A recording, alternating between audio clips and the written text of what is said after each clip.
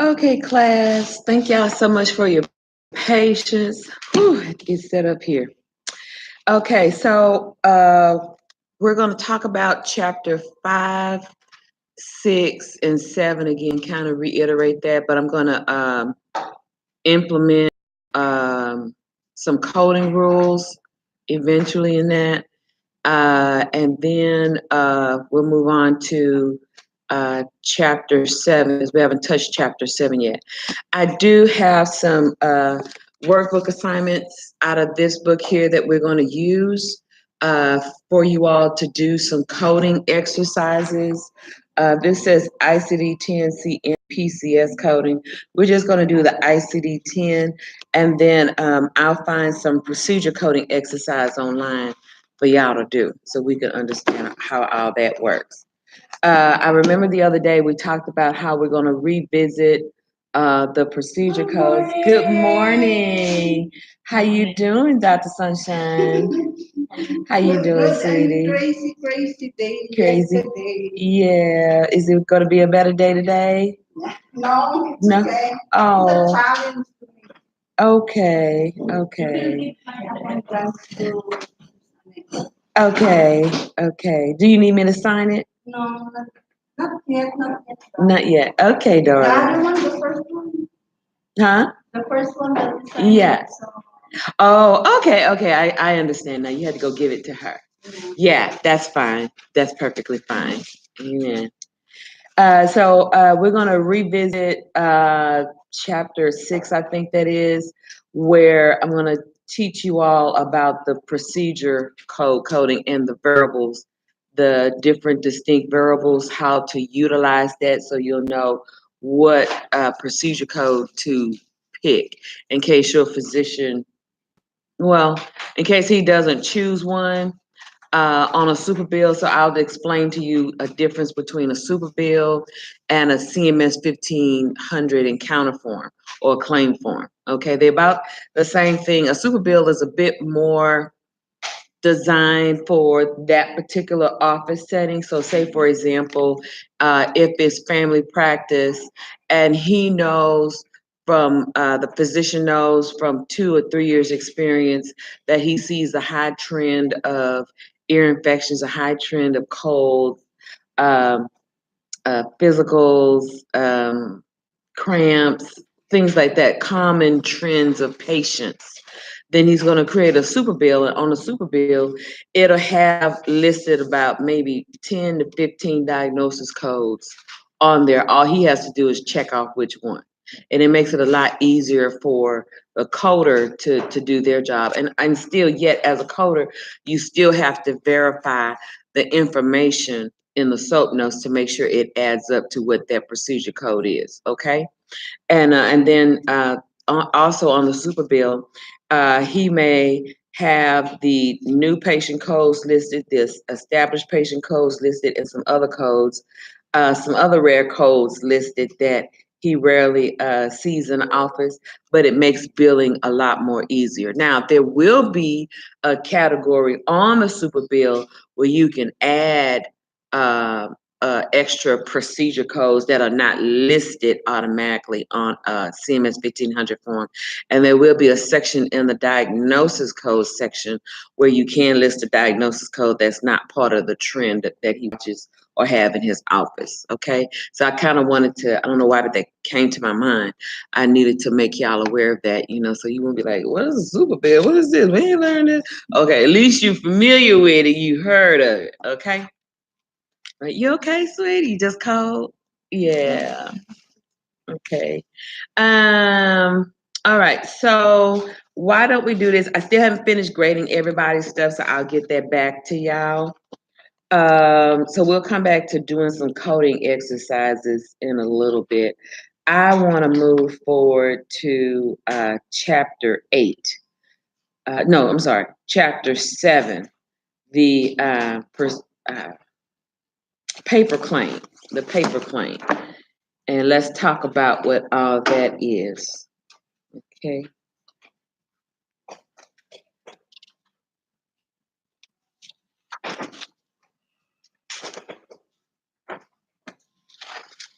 All right, this is my workbook.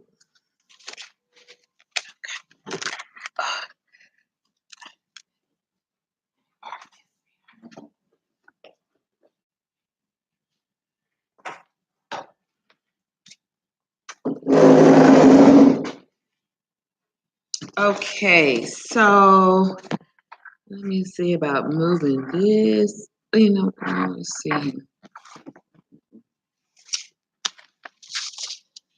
There we go. Do it like that.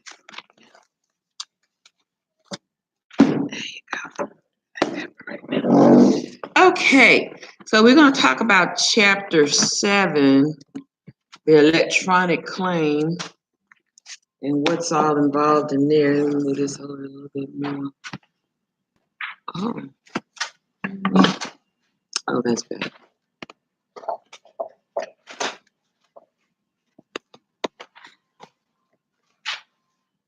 Okay. All right. So, Chapter 7.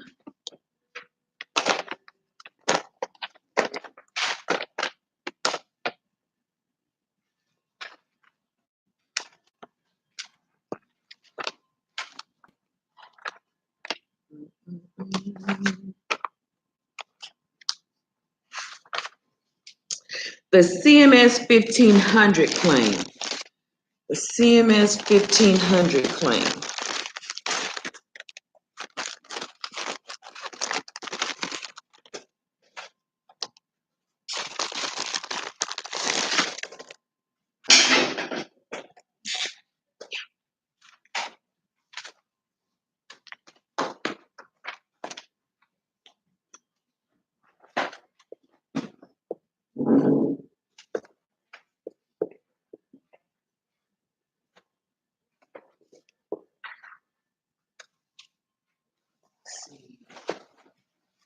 What is today, y'all? I told you it. 10.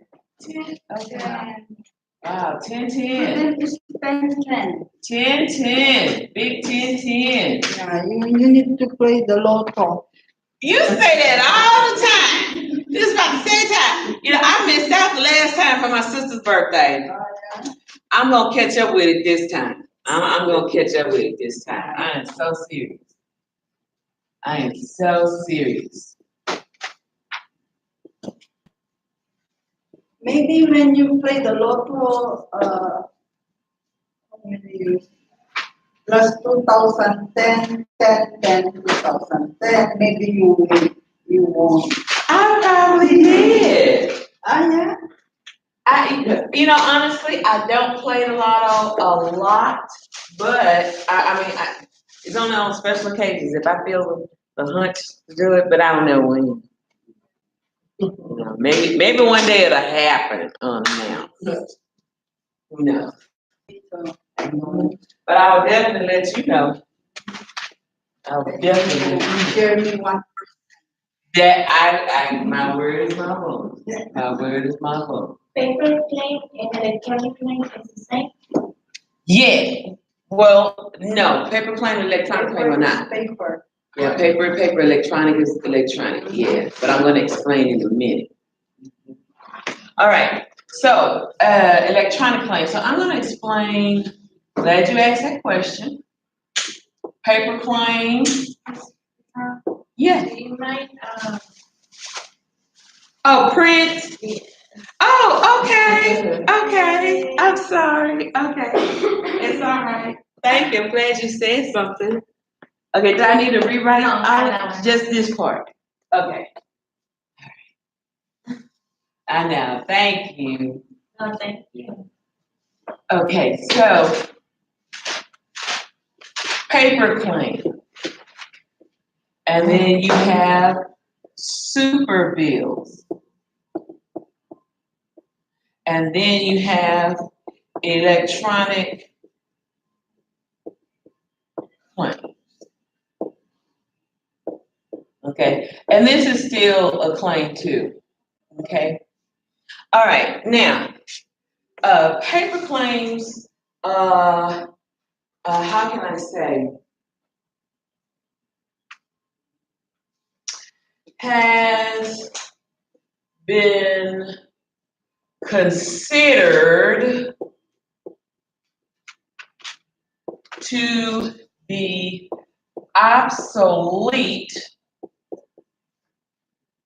as of 2014.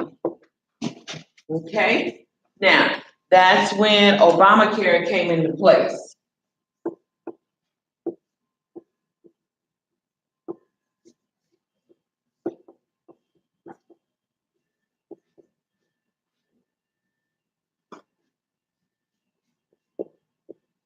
Okay? And so within the paper claims are known as, it used to be called HIPAA 1500, which is now called CMS 1500. So if you find that you have a physician that's in their 40s, well, late 40s, their 50s, their 60s, and if they say, just put that on the HIPAA 1500 form, they really mean the CMS 1500. It's just interchangeable. It means the same thing. Okay? All right, so I had to put that out there. Super bill is a more condensed yet information set form made for a particular practice,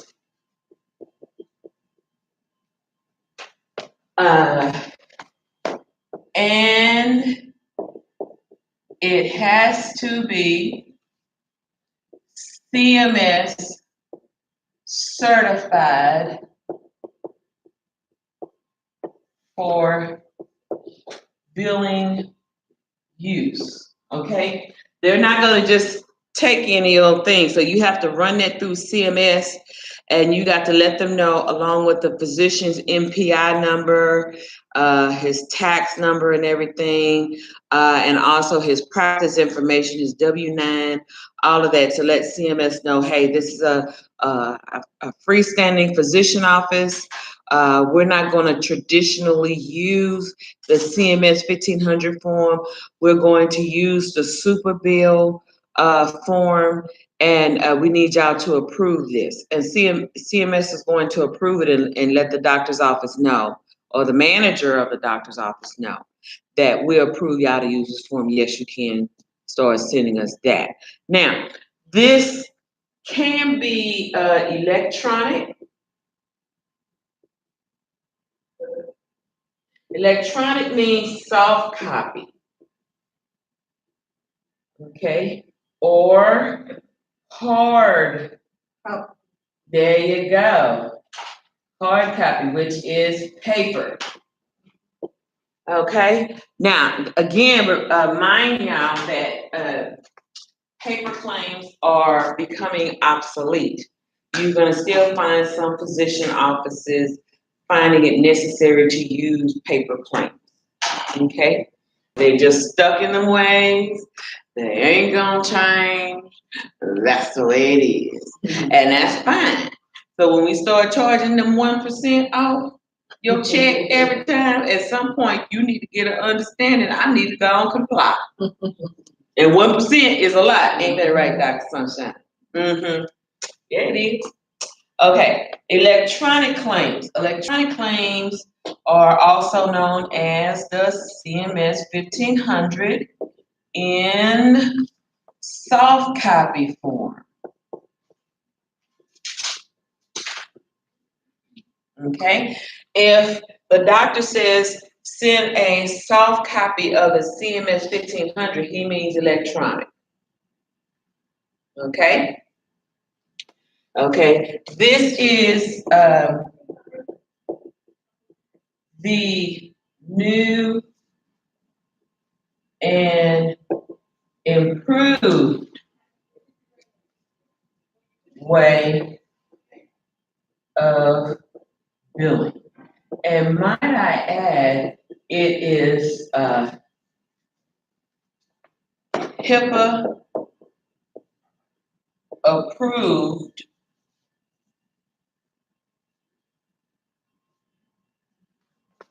and useful. HIPAA approved and useful.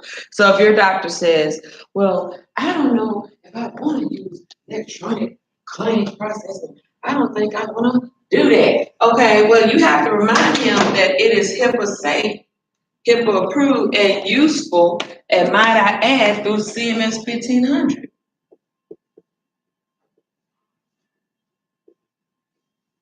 Through CMS, period, not 1500, but through CMS. Okay? Yeah. So this is a paper. Yes. Yeah, when it looks like that and you hold it in your hand, that is a paper claim. Now, when you all get ready to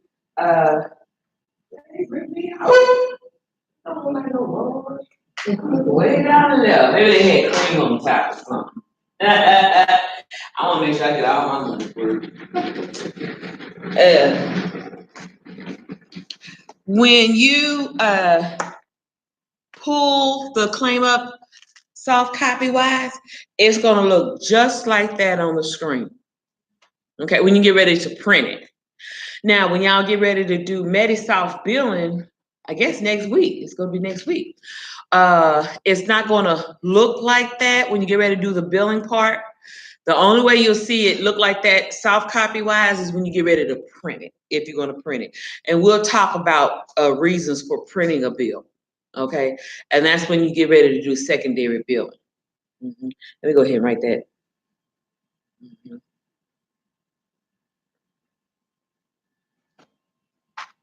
It's good, but it ain't Starbucks. I am partial. I'm sorry. Okay.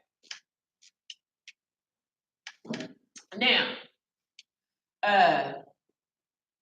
you do have what was it I just explained to you?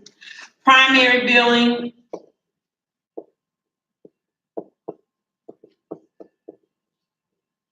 And you know what? I need to write that a little lower. Write that a little lower. That's not going right.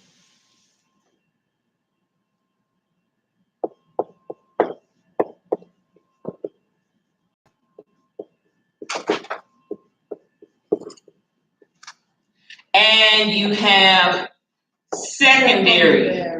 Oh, shucky ducky, come on, Dr. Sunshine. You all in my plate, baby. All in the cornbread and the mustard greens. What's up? What's up? What's up? What's up? Girl, don't mess with my ham hocks. Leave that alone. You know I like my ham hocks.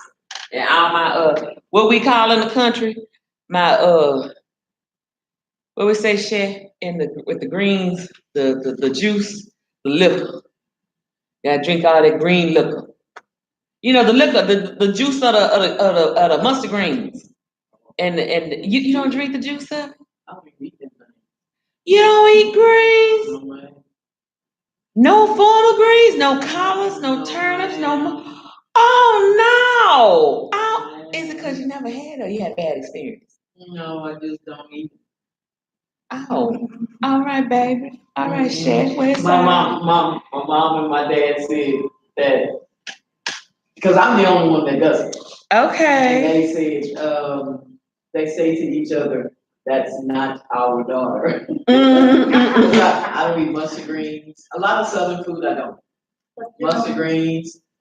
Collard greens, ham hocks. You don't eat that? Turkey necks. You don't eat that? No, ma'am. I don't eat that. Whole bones? No, ma'am. What do you eat? Oh, what do you eat? Oxtails? You eat oxtails? You see, like, what do you eat? You see, again? Yeah. Money for us. Yeah, money for us. Let's say that again. I'm definitely gonna play lotto I'm going on my dinner break tonight. When I teach, I'm for real. I'm going right up to that Shell station. This is not wood. I need to There you go. Yeah, girl. Now, okay. Now rub that fist right. Bam. Okay, we're gonna do that tonight. I'm gonna let you know what's up. I'm gonna let you know. Okay, what you say, sweetie? But I only eat fish and chicken. Okay, you don't eat beef? No. No pork. Like chicken. Oh, Okay. I mean, I was a vegetarian for 19 years. wow. And just maybe about 3 years ago, because I was a complete vegetarian. I mean, I didn't eat no fish, no chicken, no shrimp. I didn't eat any of that. Wow. So Beans. Yeah, me too. I have beans. But I started back maybe about 4 years, maybe about 3 years ago, eating chicken and shrimp and fish. That's it. okay. Wow. I mean, was it hard for you to go vegetarian? No, because I was the only one in my family that really didn't eat meat, Okay. like the entire family. So it wasn't hard for me to do it. Yeah, we are the Because same. you were already used to not eating so much, so it wasn't hard for you. Well, right. Well, what vegetables do you like? I like. I know she like what, Do like what? Cantaloupe. Oh, cantaloupe. Broccoli. I like green vegetables. Broccoli, Green beans. Kale. No, I don't do that. Do you eat salad? I eat salad. I'll eat like the leafy green. Yeah. Yeah. Okay. Yeah. Wow. Why Okay. you don't like kale? I don't know. It's just got a weird taste. Really? Yeah. In the morning, I put Oh, the the blender. Oh, yeah. Celery. I mean, because I like Celery, protein kale, apple, protein shakes. Pepino. But I have not had a chance In the to morning. try one with kale in it. Wow. Yeah. Wow. Okay, sister. Well, I'm sorry. I just really knew, you know. I know. Oh, shucky ducky quack quack. Okay. Okay, well that's all right. Well, I'm gonna pray that you eventually one day. But you eat egg. Yes, I eat it. Yes. Okay. But you need to cook first the egg, okay? Huh? You need to cook first before. Oh yeah. I don't do that. The raw egg. Oh, Lord, no. Nah, I don't either. But I like the hard boiled. Yeah. That's what I had this. Yeah. Yeah. And you know, sometimes, when it's not hard boiled, I think there is a little bit on the egg yolk. Yes. It's good. My husband likes fried egg. Yeah, he likes that fried egg. And so, I've been cooking scrambled eggs all this time. He likes scrambled hard, but he likes fried egg. And then so I think one day I didn't brown it enough on him. I said, this is about as brown as it's gonna get unless you want it burnt. Oh, but you can cook the egg just like in the boiling water. You open it. Oh, yeah. Oh yeah, poached. So, Poached. No oil. Oh, Yeah. right. Poached egg is what Right. she's talking about. Poached Right. egg. Right. Mhm. Yeah. Poached egg, yeah. But it's still kind of yolky in the middle. Because sometimes the oil it's olive oil. Sometimes when you're getting older, the cholesterol. Oh yeah. Yeah. Me, Yeah. I'm a vegetarian too, but you see, now I have a little bit cholesterol Oh. in my So you're a vegetarian too? Mhm. Wow. You don't eat no meat. I eat now much better the white meat, like Chicken. because you need the protein. Oh, yeah. It helps your protein on your, Mm-hmm. your Mhm. kidney. Oh yeah. Yeah. Mhm. Yeah. Yeah. I can't have But too not much too protein much. I eat like myself. one piece. One piece. Oh, chicken. Yeah.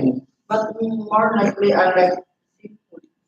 Oh, I love like seafood. Yeah. I can do that all day, every day. Okay, well, sister, you got me on that one. Okay, well, I shock see you me. make me feel as hungry. Cause you talking about that. Well, I got to remember. That's why I always, when we used to have dinner parties at our house, I would always ask folks if they have food allergies or if they have certain meats they don't eat, Right. or if you're vegetarian. Because if I know and if I know what I have among me as far as eaters, I'm gonna have more of what they can enjoy. Right. And if it's like allergy folks, like my cousin, he can't have shrimp or shellfish. Right. So if I fix gumbo, I got to fix just chicken and sausage. Yeah. That is it. Right. And I will put the pot in a separate area with its own ladle Because I don't want to put it next to the seafood because somebody's liable to. Right. So I got to like, chicken sauce is way over there. Seafood over here. If somebody cross contaminates them ladles, I know somebody, wasn't doing what they supposed to do. So My nephew, his wife, she's allergic to fish. I mean, she can't even be in the vicinity of fish. Yeah. I mean, if it's being fried, baked, or whatever, she cannot be in the same area because all of a sudden her throat starts itching and then, it starts closing up or whatever. So, yeah. Wow. And I knew some kids like that with peanuts. They can't, exactly. You can't eat peanut butter or peanuts near around because just the smell will make them close up. Yeah. Yeah. Yeah. That's why Wow. now they have to take care of some of them, no pets don't bring it in. Right, yeah. Where I used to work at, you can't bring it in, have a big old sign. Yeah, no peanuts in it, And one day I had brought a Reese's. I didn't open it though, Okay. It was just like. Yeah. So you had to wait till you go to home, I imagine, so nobody won't smell your breath. I got you. Okay, ladies. Well, this is good. Okay. Well, I don't know how I got on that conversation about I got lost. Okay. Anyway, primary billing, secondary billing. Okay. Let me explain the difference. With primary billing, this is like you're billing for the first time.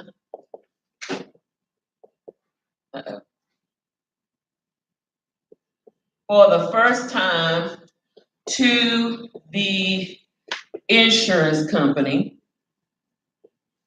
with no COB, coordination of benefits, or second insurance to apply. Okay, now secondary billing, and there are job titles called secondary biller. Okay, so you have job titles known as secondary biller. Okay, then you have some that are known as primary biller. Okay, so in this regard, this is billing with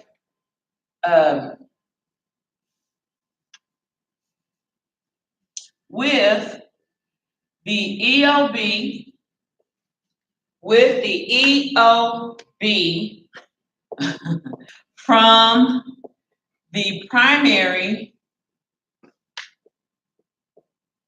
insurance for the secondary insurance to consider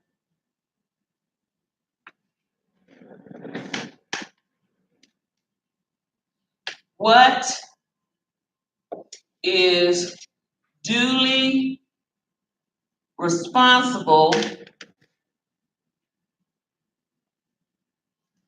on their part to pay. Okay? Afterwards,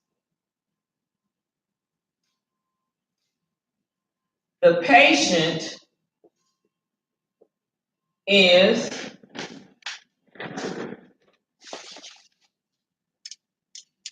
responsible for any residual pay of the secondary insurance EOB. Therefore, collection. Okay, now let me explain what that means. So, Cindy, you have that CMS 1500 form with you, right? Okay, great. And hold that form up.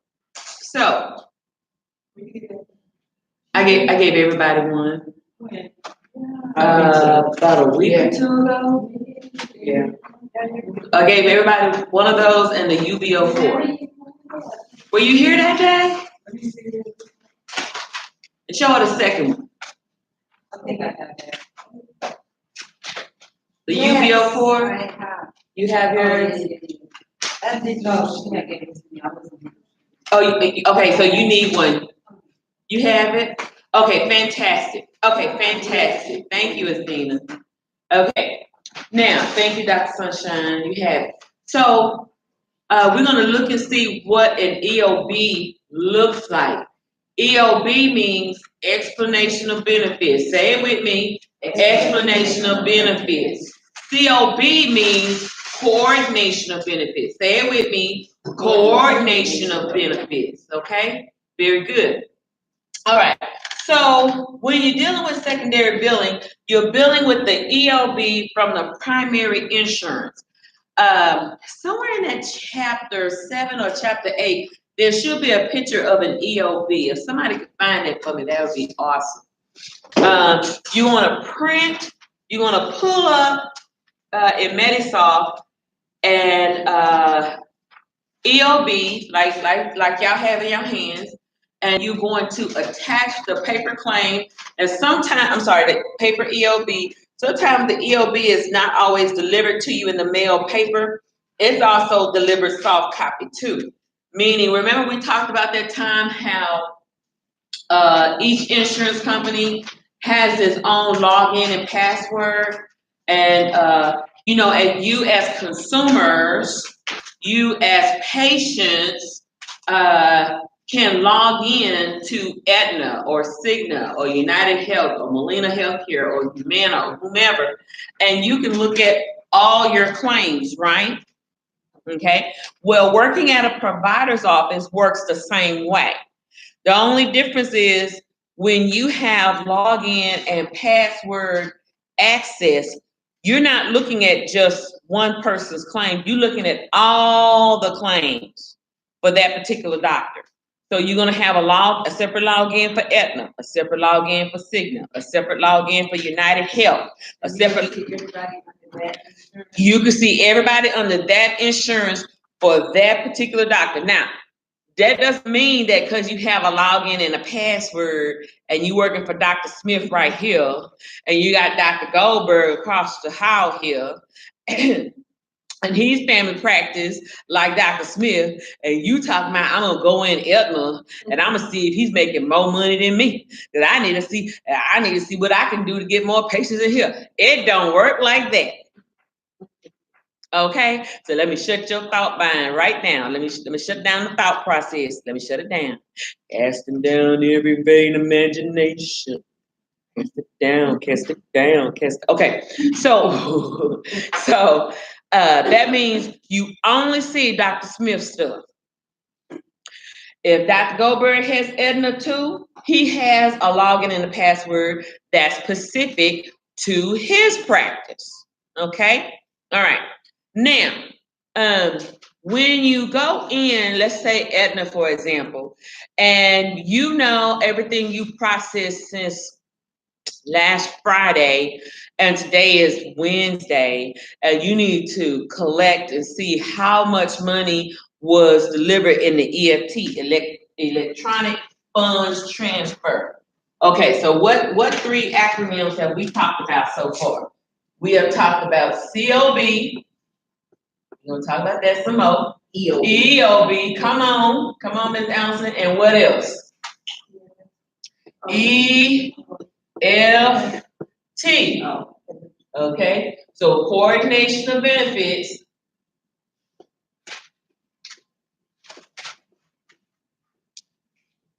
We're gonna talk about how that works. EOB, explanation of benefits. Explain. Okay, thank you. Explanation of benefits. Thank you, ma'am. And Withdrawn fund transfer. that's right.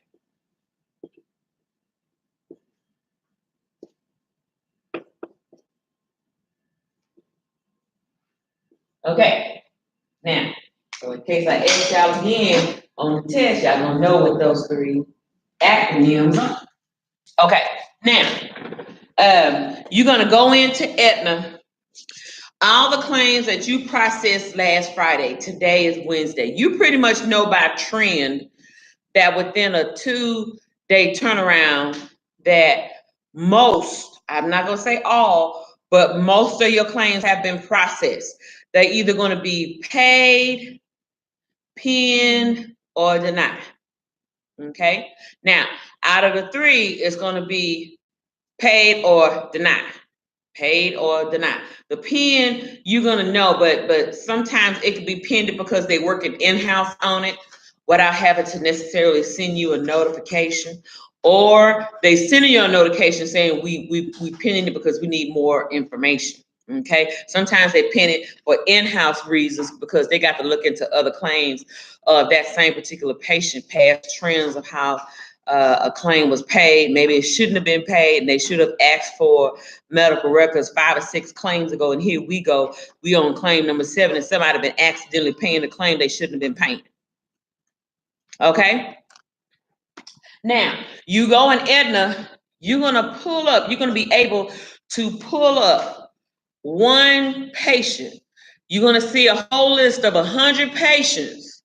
Maybe you'll see a whole list of 30 patients with Friday's date of service. Okay, Friday's date of service was the 5th of October.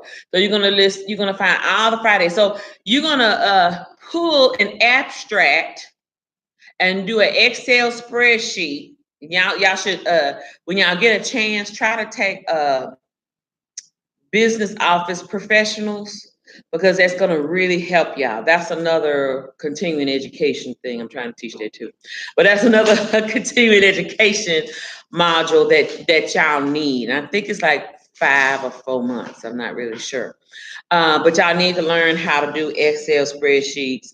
Some of y'all may know already how to do Microsoft Word. You need to properly know how to type a letter. You need to know how to do PowerPoints for those end of the month presentations when y'all have meetings with y'all physicians for end of the month. Desktop publishing when y'all need to create flyers and stuff like that to mail out to your patients. Hey, 4th of July, I want to let y'all know we closed. So we sending this out like 2 or 3 weeks early before 4th of July. We're not gonna be here, that desktop publishing. So try to make sure that y'all sponsors or whomever give y'all a voucher, a grant voucher for that, or a scholarship voucher, and make good use of that, okay? Because you're gonna need that. But anyway, getting back to that. So you're gonna abstract October 5th date of service inside of Aetna. And so you're gonna pull that, put it on the Excel spreadsheet.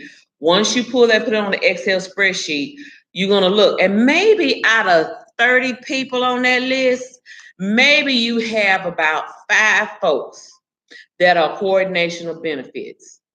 Okay. Now, coordination of benefits only affect when it's a dependent, not a spouse.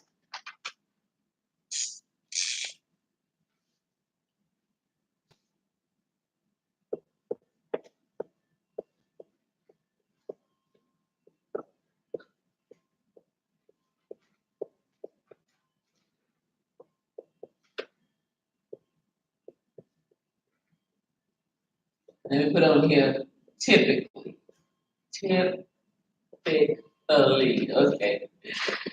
Okay, typically. And I say that because if it's a Medicare, a husband and wife team, and the wife is working, but the husband has Medicare, then you have to coordinate then. Okay, because if the wife could be on the husband's Medicare and the husband can be on the wife's commercial insurance, in those regards, Medicare would have to come first. Okay, so if she goes to the doctor, even though she has her own insurance through Kelsey Sebo, Medicare would have to be filed first because her spouse is on Medicare and he's retired. That's about the only time you'll have that situation. Other than that, no, it does not apply for spouses. Typically. Okay, that's why I put this disclaimer word up there. Okay. You said that is for coordination of benefits? Coordination of benefits are for dependents. Okay. Now, when I say dependents, let me put this in here. I mean children. Okay. Not grandma, not grandpa, not big mama, not big pop. Okay. You can't get them coverage. They have to get their own coverage. They're not children. They beyond age 26. What if she is single? What do you mean Her single? mom- The mother?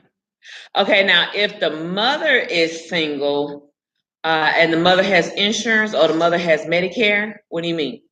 No, I mean, if she don't have children, so If she don't have children and she's not married, the dependence is like her mom or dad. oh, I see what you're saying. No, No. no.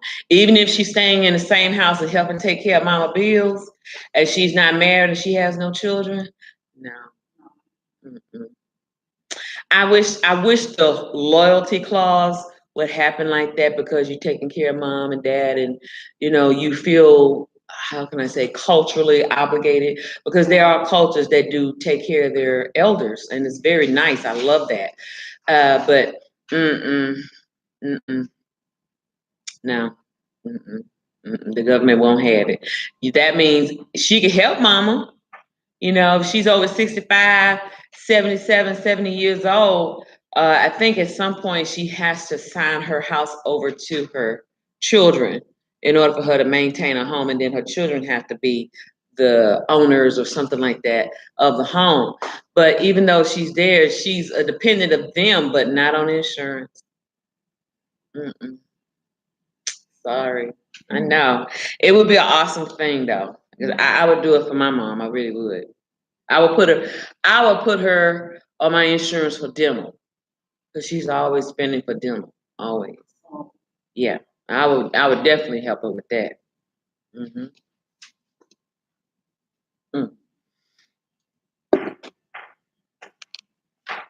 You have to, so say like 5 out of that 30, and you working with one patient at a time out of that 5.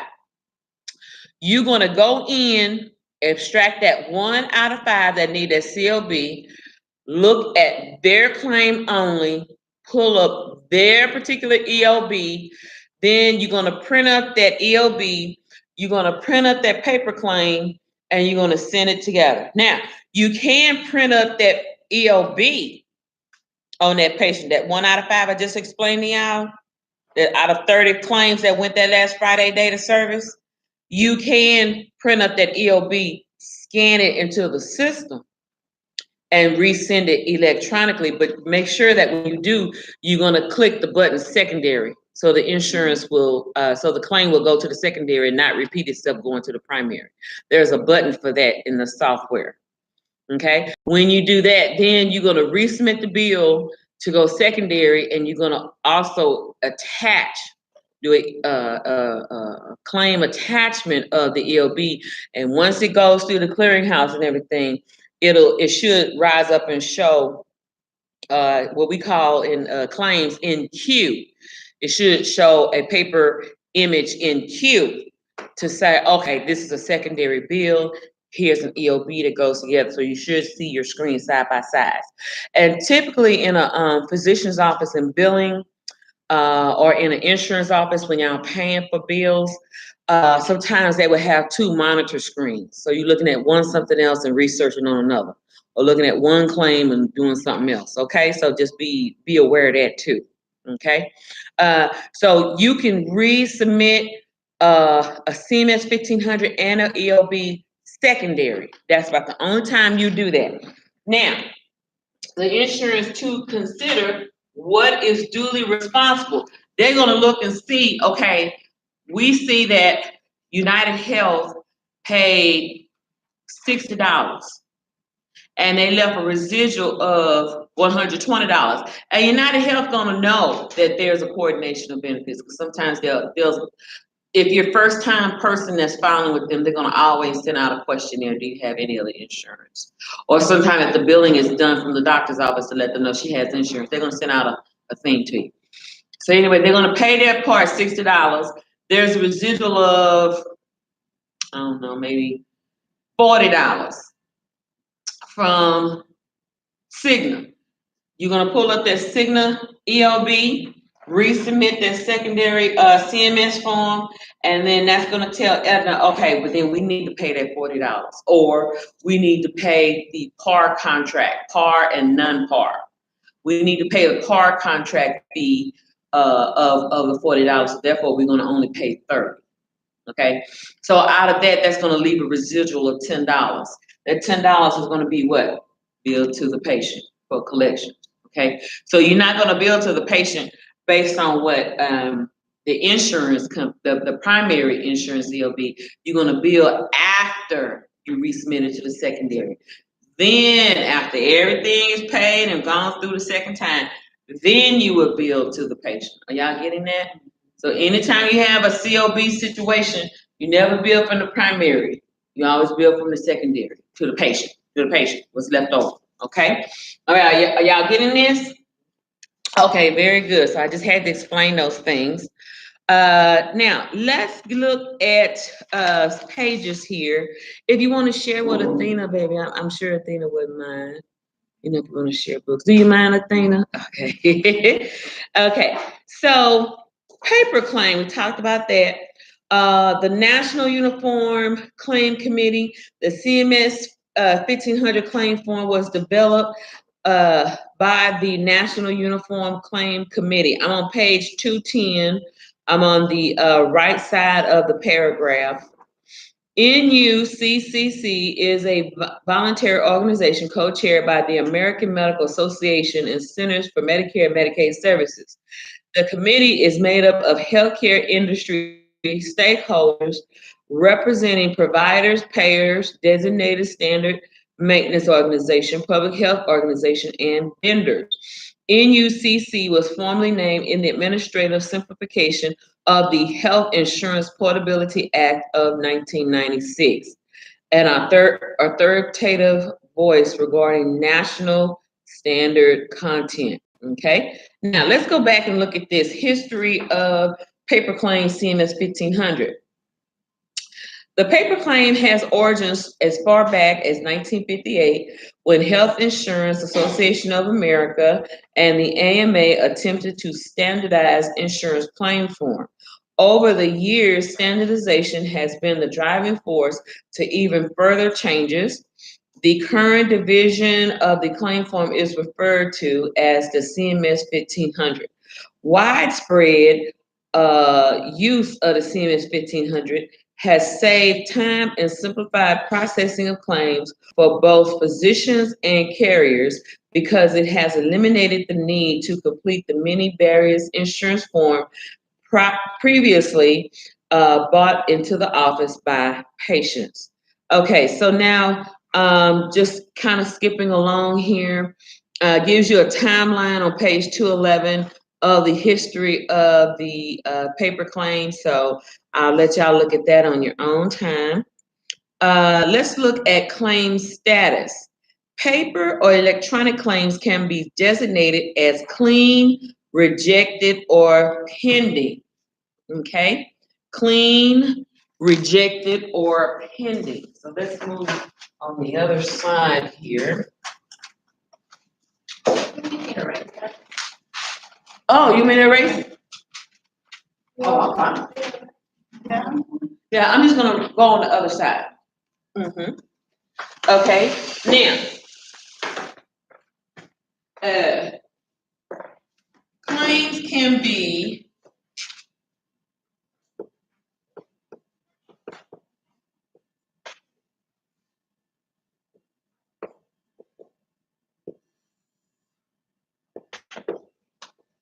rejected, unclean or pending. Okay, rejected can also mean dirty claims. Okay, so dirty claims are your problem claims.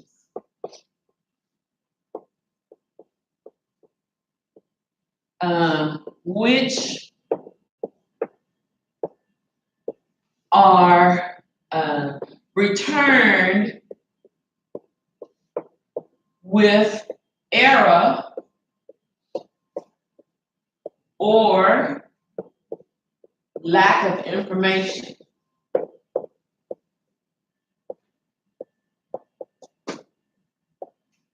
Okay, all right. Clean claims means that the claim has no issues.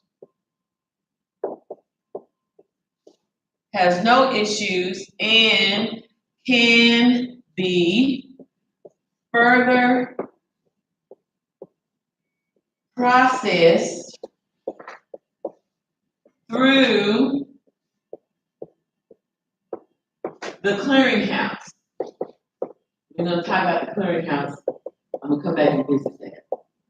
There are jobs at clearinghouses. Okay. Now, I'm not talking about the clearinghouse that you win money on TV. I had to grab that joke. I'm sorry. It's a clearinghouse. Let me see, let me move this over. It's a clearinghouse of, it's like a hub, and it has an information portal used from the physician's office. Okay, used from the physician's office as a conduit to the insurance company or the governmental insurance company.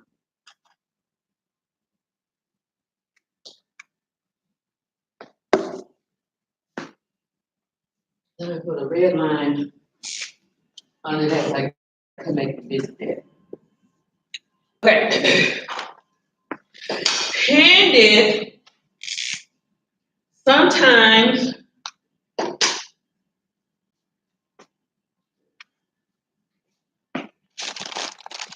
what did I do with my pen?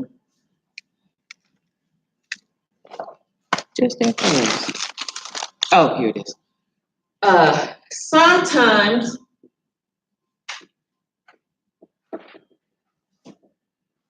it can be held up in the clearinghouse or at the insurance company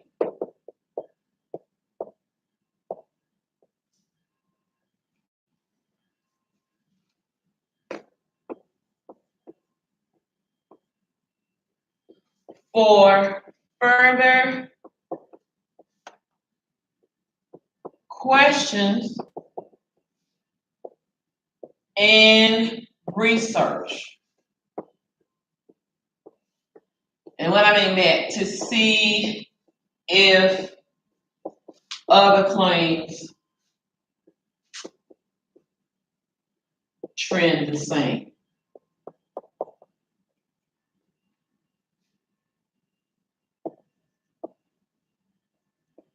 Okay? To see if other claims trend the same. What I mean by trend the same is sometimes you can have one claims examiner could be a well-experienced claims examiner who's been processing claims for 2 or 3 years. And they're known as a claims examiner 2 or 3.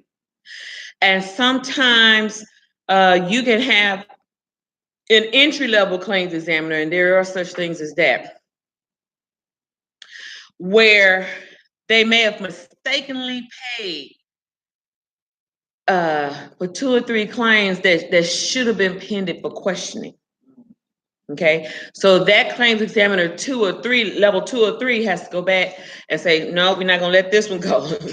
Let me see what happened. Oh my God, that claims examiner paid those other 3 claims. Oh my God, I'm not letting this. So anytime we get any more claims with this, I'm gonna put an edit message in there that anytime a claims come in from this particular doctor's office, it's gonna be pended automatically. Okay, and they paid out way too much money to this particular provider. So therefore, I'm gonna have to send out a letter and retract all this money.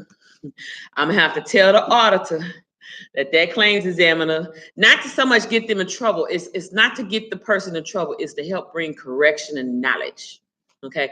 I think, to me, from my experience of corporate America, when a person gets written up for mistakes or counseled for mistakes, they have how can I say, a way of overrating the counsel of a mistake.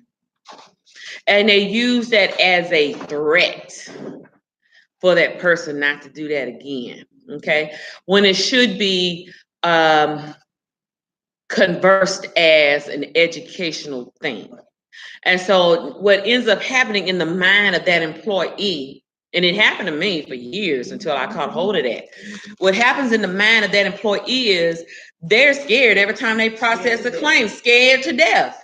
And they can't focus because all they're gonna think about is, if I make another mistake, I'm out of here. Or she gonna write me up. And sometimes they'll use that. I done said this to you 2 or 3 times before. You know, I'm not saying you got the patty cake and baby folks. I'm not saying that at all. I'm saying sometimes you got to find out what's going on in that person's mind. Because sometimes folks can come to work with a lot of things on their mind and they're not thinking clearly. So what you got to do is, I'm not saying punish a person or remove them, but communicate and say, hey, you're making too many careless mistakes. We're not mad at you. You obviously must be going through something. You don't have to tell me. I'm one of those kind of managers or supervisors. I'm gonna put you on a easier project for like a week. I'm gonna give you a week to get it together. But after that, you're gonna have to kind of muster it up, okay? Because I don't want you to lose your job. Because I understand everybody got bills to pay. Everybody got to eat. Sometimes one go to the. I get that. The Lord knows I like enjoying myself. Okay. So I don't believe in high turnover in companies. I don't. I don't know what that is with managers. They like to fire folks and bring somebody in. You got to spend too much time retraining somebody that you already let go because you took something personal. Oh no, girl, that's just me. I'm just going through. I mean, that's just how I see it. Just go give them an easier project or give them a one-line project. And that's Sunshine, I'm gonna have you come work for me overtime, for a week until she get it together. Okay. I mean, you're gonna get rewarded with overtime, but baby, no, you're not gonna do no overtime this week. You need to get your act together. And then I'm not mad at you, ain't gonna fire you. I'm just saying, now I am gonna document when I do talk to you, but it's not to hold it against you. It's just for me to understand your trend. That after a while it's like, okay, now are you taking me serious? Are you taking my kindness for weakness? Or you? Because now you making me kind of look at you a little funny now. Not straightening up, so I'm thinking you kind of taking my kindness for weakness. So I'm gonna have to kind of view you a little different. So now that's when I'm gonna have to put that pin in your life. Yeah. And we're gonna have to have some counseling. Then you're gonna take it serious. Then after that, then you're gonna I'm seeing you straight off HR. They're gonna have to talk with you. And the next time I'm gonna let HR deal with you. And good luck with HPD escorting you out. You know what I'm saying? Sometimes to me, I try to give people the benefit of the doubt. Because like I said, I'm not perfect. Nobody's perfect. We all have our days. Sometimes it's just that week. Oh my God.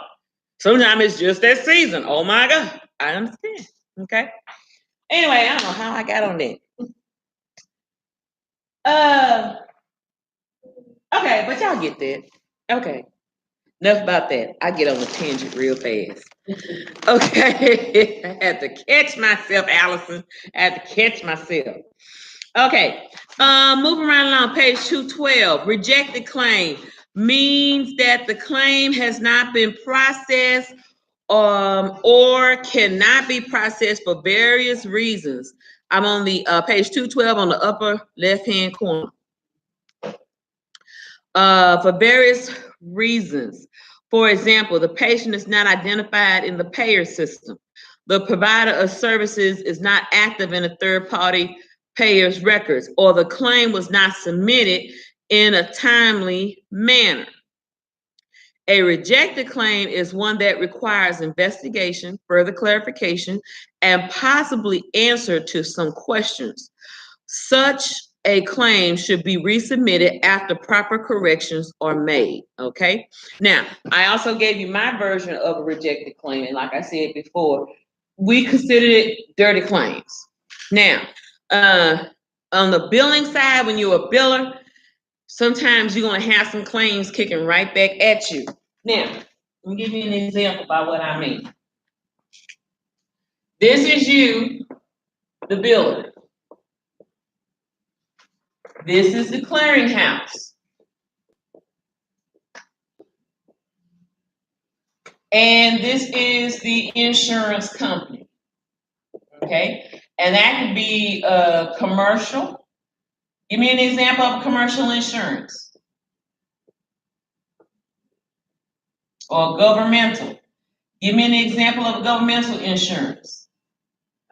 Medicaid, Medicare. Okay, give me an example of commercial insurance. Okay. Blue Cross Blue Shield. Blue Cross Blue Shield, Cigna. Okay, very good. Humana. Okay, very good. So now, this is you, the biller. This is the clearinghouse, and this is the insurance company. The clearinghouse is the middleman. Middle. Miss Allison, how you spell middle? MIDDLE. Okay, thank you. That's so in DDLE. Middleman or conduit. Okay? Okay, now, if the claims go through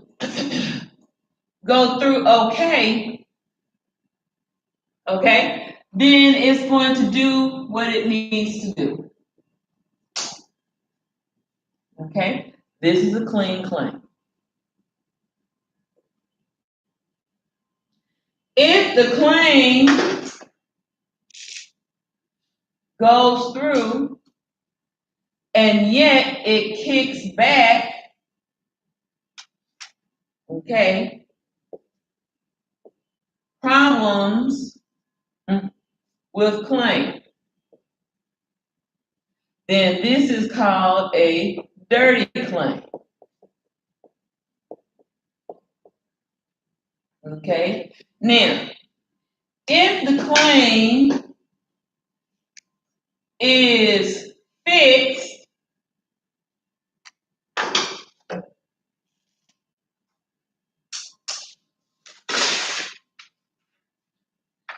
then it can pass through as clean. Now it can go to commercial or governmental. This has been corrected.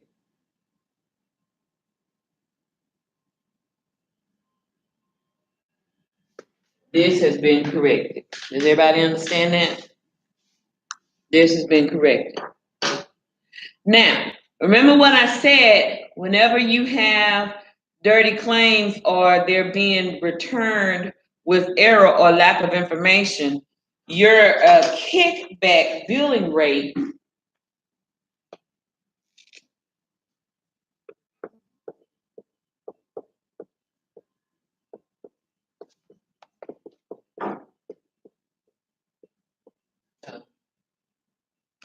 your kickback billing rate should be 10% or lower of rejected claims.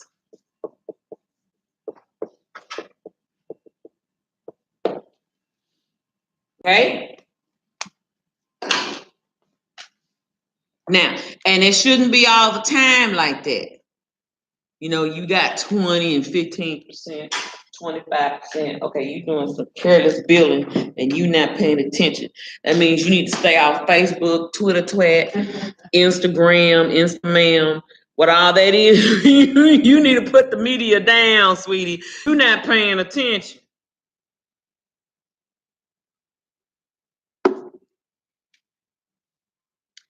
A pending claim on 212 is an insurance claim that is held in suspense for review or other reason by the third party. The amount of time a claim is pending varies from carrier to carrier, and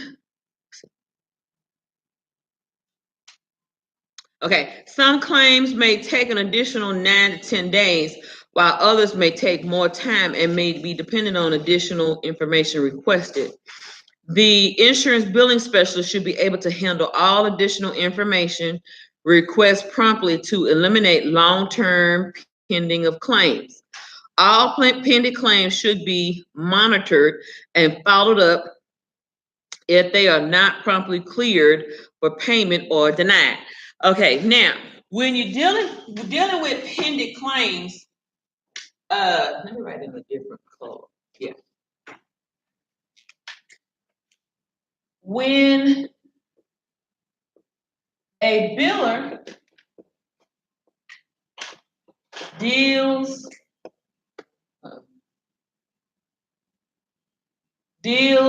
with pending claims,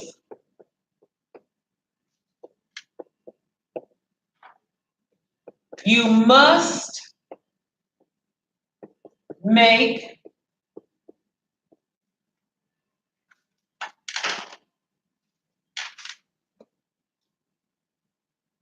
a tickler file. You must make a tickler file.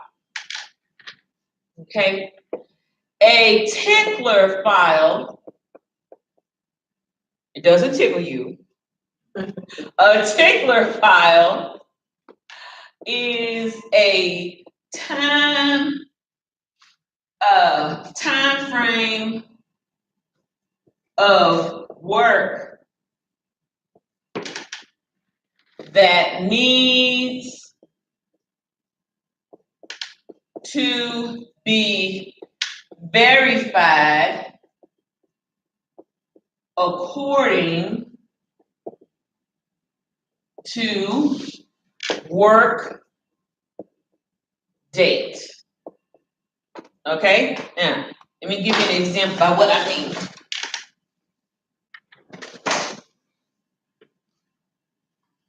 You okay, mommy? I think what I ate. Oh, I hear you, sister. I hear you. Okay, now, let's suppose a pending claim. So we have some, let me write a different color. Let's see this. Well, you know what? I can separate this. I can separate. Okay. So pending claims. And let's suppose it's at Aetna. Okay? Make sure y'all get this on camera so y'all can see that. Okay.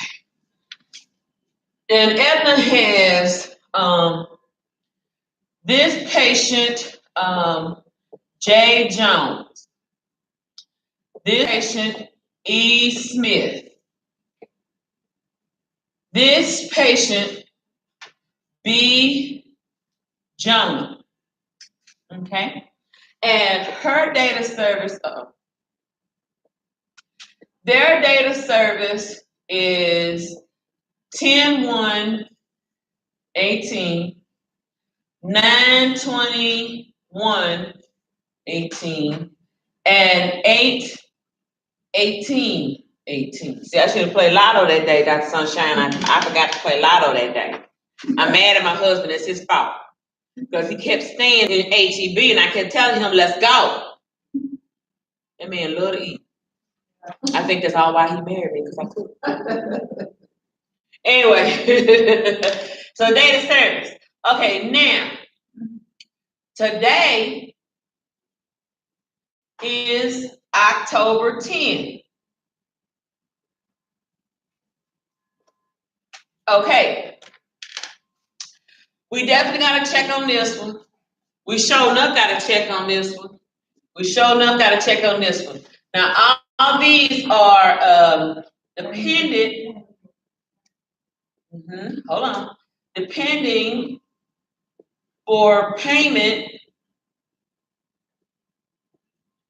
in 7 to 10 business days. What I mean by business days, what day of the week? Monday through Friday.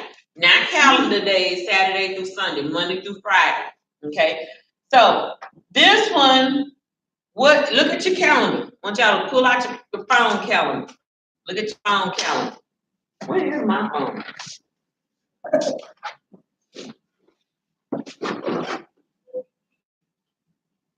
Okay.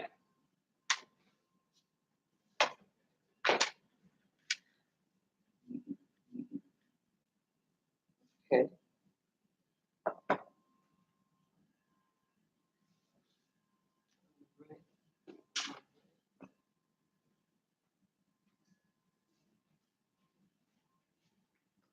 Okay. Now, this claim was processed, J. Jones' claim was processed October 1st. So October 1st, Monday through Friday, that's 5 business days. October 8th through 10th, that's 3 more business days. How many business days is that altogether? 8. Okay. So we got to give this one a little bit more time. So we'll come back and visit this one. Okay? Because sometimes they will process in 2 or 3 days. Okay? This one is not done yet. So we're gonna come back. Let's look at our calendar and go back to September. Hold on. Okay, so September 21st is on a Friday. September 21st, then we have September 24th through the 28th. That's how many days? Okay. Then we have October 1st through October 5th. How many more days is that? Then we have October 8th through October 10th. How many days is that? 14 days. Okay. So this has been in the system 14 days. And they still got it pending. Let's go back to August 18th. Let's look at the calendar for August 18th.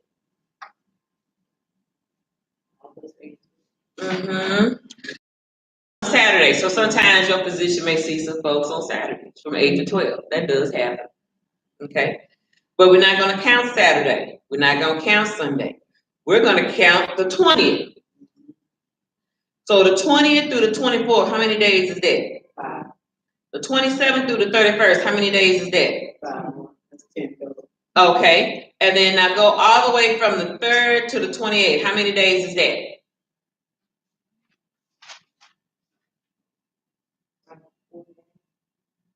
Okay. To the 3rd, what day? August the 20th through August the 20th through September 28th in business days. How many days is that? Say it again. Okay. What day did we start it on the 18th? Right? Okay, the date of service was August 18th. August 18th is on a Saturday. Look at your calendar. It's on a Saturday. We're not going to consider Saturday and Sunday because those are calendar days. Right. But we are going to consider Monday the 20th. So if we count August the 20th through the 24th, August 27th through the 31st, September 3rd, well, that's a holiday, so you can't count September 3rd. September 4th through September 7th, September 10 through September 14. 29, only 29 days. September 17th through 21. How much? It should be 29 days because you said September 3rd was a holiday. Yeah. Okay. All right. Did you count that all the way to the 28th? Okay. Now, looking at October. Okay. Look at October. October 1st through October 5th.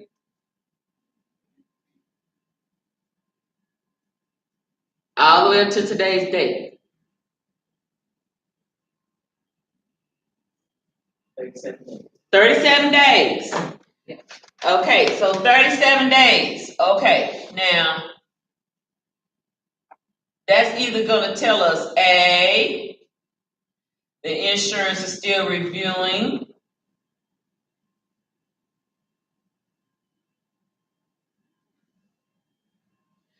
B, the biller was very busy and forgot.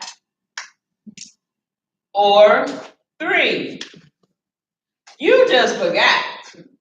Plain and simple. Sloppy. I'm going to talk to y'all about job responsibility 8 hours a day. 8 hours a day, you should be busy. 8 hours a day. There should be no room. If you Cadillacing on the clock, you need to be sweeping the floor, purging some medical records, doing some phone calls, some collections. You need to make good use of your production time. Okay? All right. So we got 14 days, 37 days. Now, we sure enough need to look at this one first. Where's my red book? Because this is just extremely too old. 37 days out. We need to call and find out, and we need to have this escalated.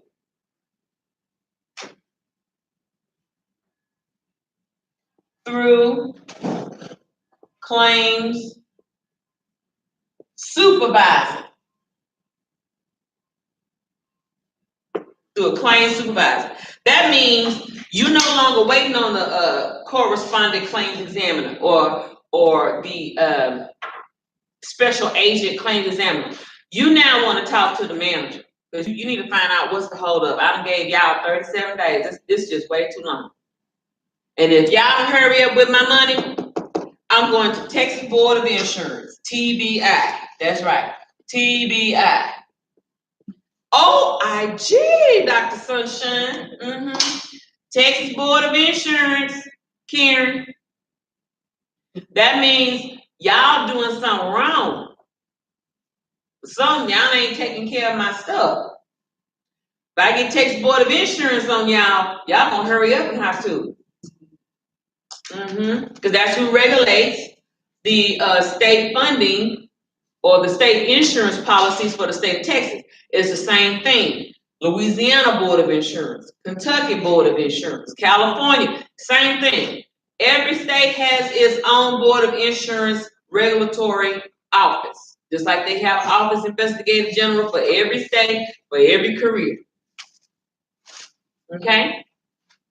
Now, once you get the claim supervisor involved, the bill finna get handled now. She's gonna say, I'm so sorry. We're gonna go ahead and release the claim. We have all what we need. I don't know why we were holding it up. It's been, yeah, there you go. She gonna be like, I don't wanna hear that. Just send me my money. Just send me my money. There you go. And so now your claim is gonna be released. Now, what did Ms. Harper just teach y'all? Ms. Harper taught y'all how to do a tickler file. Because you need, how you create a tickler file is that you need to get you like a, y'all ever seen those? Let me give you a perfect example. Let me see if I can find it. I don't know if I can find it in my purse. Okay, my niece's syllabus, or school syllabus. I'm trying to help her with the math. Okay. Pretend this is a matrix spreadsheet. Okay? Now, on this block here, if y'all can see it real good, this gonna have from this square all the way down, it's gonna have all the insurance company names. Okay? And then you're gonna have the name of the insurance company. Over here, you're gonna have date. Okay, and it's gonna be a big enough square. So each date you're gonna put, how many days is this? 6, 1, 2, 3, 4, 5, 6. 6 days a week. That's Monday through next Monday. Business days. You're gonna put on there, and you're gonna remind yourself, okay, I've checked today's date, I've checked for Blue Cross Blue Shield. That means come Wednesday, you need to double check again. Come Friday, you need to double check again. You're reminding yourself on this beautiful matrix sheet. Okay? Sometimes you can create a spreadsheet like this on your Excel spreadsheet. Okay? That's now considered an updated tickle file. Tickle file in the old day was some long flap thing we used, even in medical records, when we had paper-based medical records. Long flap thing, and they would have dates labeled at the end. So you would put all the paper according to dates. So it'll tell you, it'll go from you'll know that this long rack thing is for the month of September. September has what, 30 days? So you would know September 1st, 2nd, 3rd, 4th, 5th, blah, blah, blah, blah, according to business days, right? Then you have another rack on the side of it or at the bottom of it for the month of October. We know October has what, 31 days. October 1st, 2nd, 3rd, 4th, 5th. So you already know, and then you're gonna make notes on paper to say what the last customer service rep said on this particular day. Then you're gonna put it back. Or you're gonna take October 1st, you're gonna look at it, and you're gonna say, okay, I talked to Susanna Jones, she said this on this particular day. Okay, I need to put this on October 3rd. You're gonna move that paper to the next day or so, okay? Then you need to recheck that claim. So it kind of helps re-rotate stuff until it gets resolved. Once it's resolved, you shred that paper, okay? If it's still medical, paper-based medical records, if it's something sufficient to be documented into a chart, you can put it in there under the demographics, you know, it's no big deal, but you can still shred it. Okay, are y'all getting that? That's the old tickle file system we used to have. Now, we put something on spreadsheet. It can be on paper or it can be soft copy. Okay, so it kind of gives you a reminder that every Monday, Wednesday, Friday, I need to work my tickle file.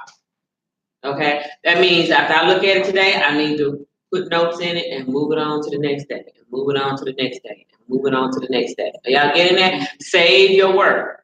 Sometimes if you're sharing with someone else, you can send a zip file with a code for them to open, and no one else can open it. Only you and that person. If they made any changes, oh, now, sister, you made those changes because I gave you the code to that file to open it.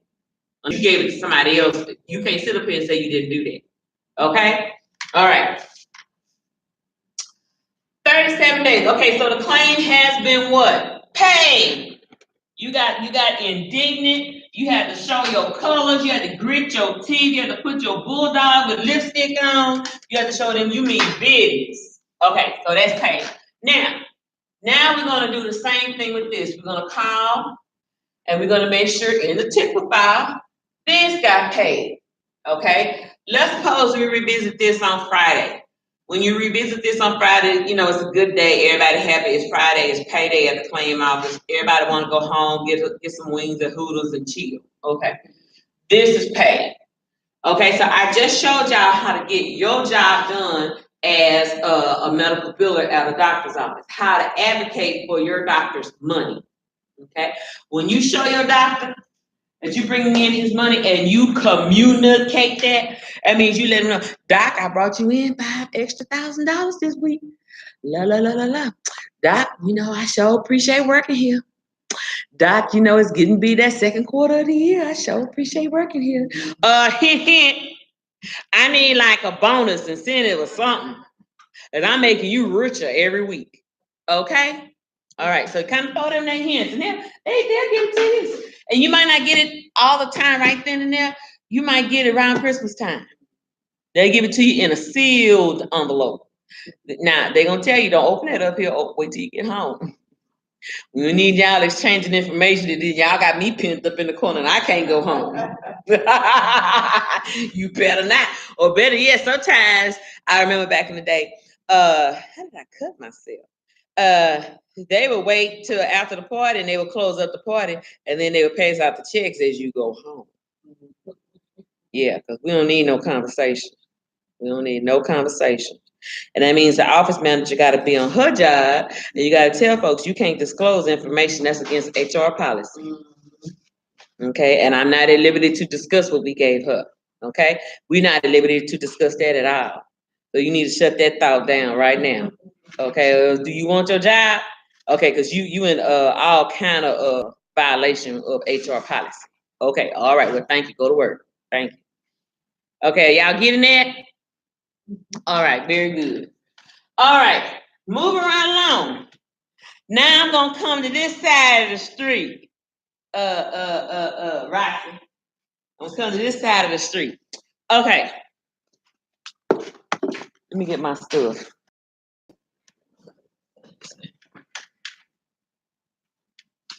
Y'all take these notes down.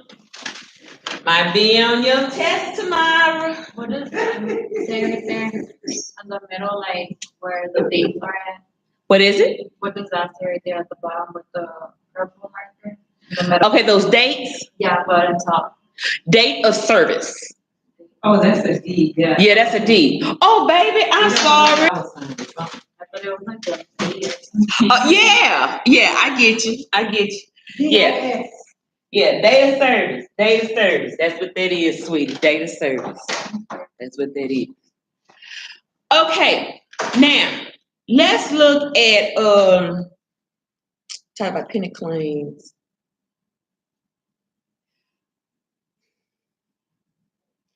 Medicare claim status. Let's look at this on page 212. I'm still on page 212. It says a clean claim. Get it right there.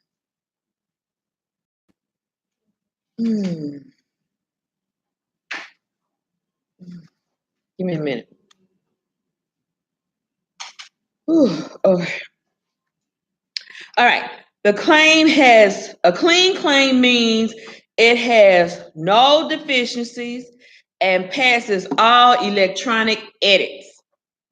The carrier does not need to investigate outside of the carrier's operation before paying the claim.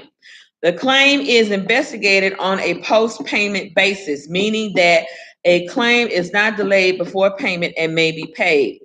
After investigations, payments may be considered not due, and a refund may be requested from the provider. See, there we go with that refund. I told y'all that claim examiner paid all them claims wrong. She got busted. Y'all sitting up there at Dr. Happy's office. Y'all gonna give us back some of that money. And if y'all trust me, and if y'all don't give us back some of that money, every claim that comes there that's worth $1,500 or maybe worth $2,000, we're gonna hold up and send you a nice error message, edit message.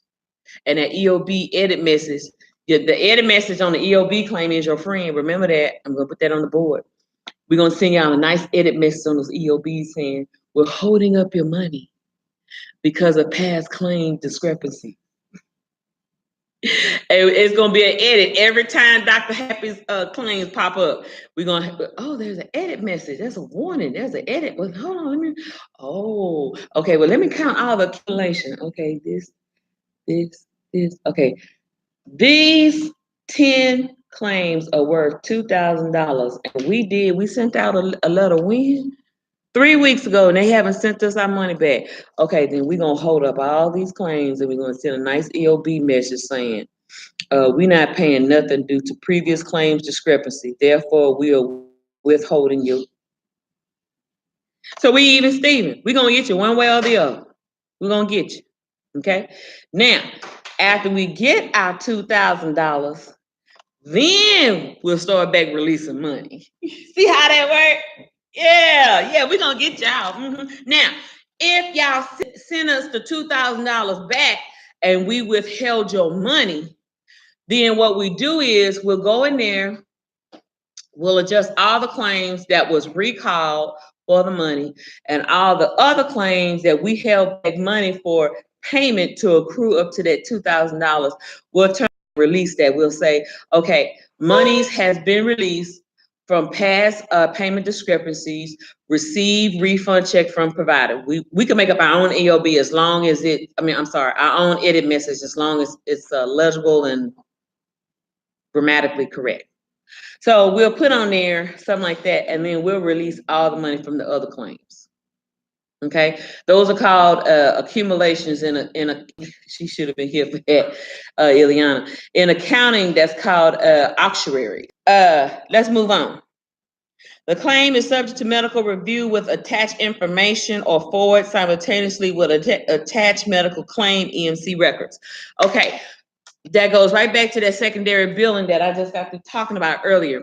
Is either that for the primary EOB to be received. Sometimes claims are pending for medical necessity.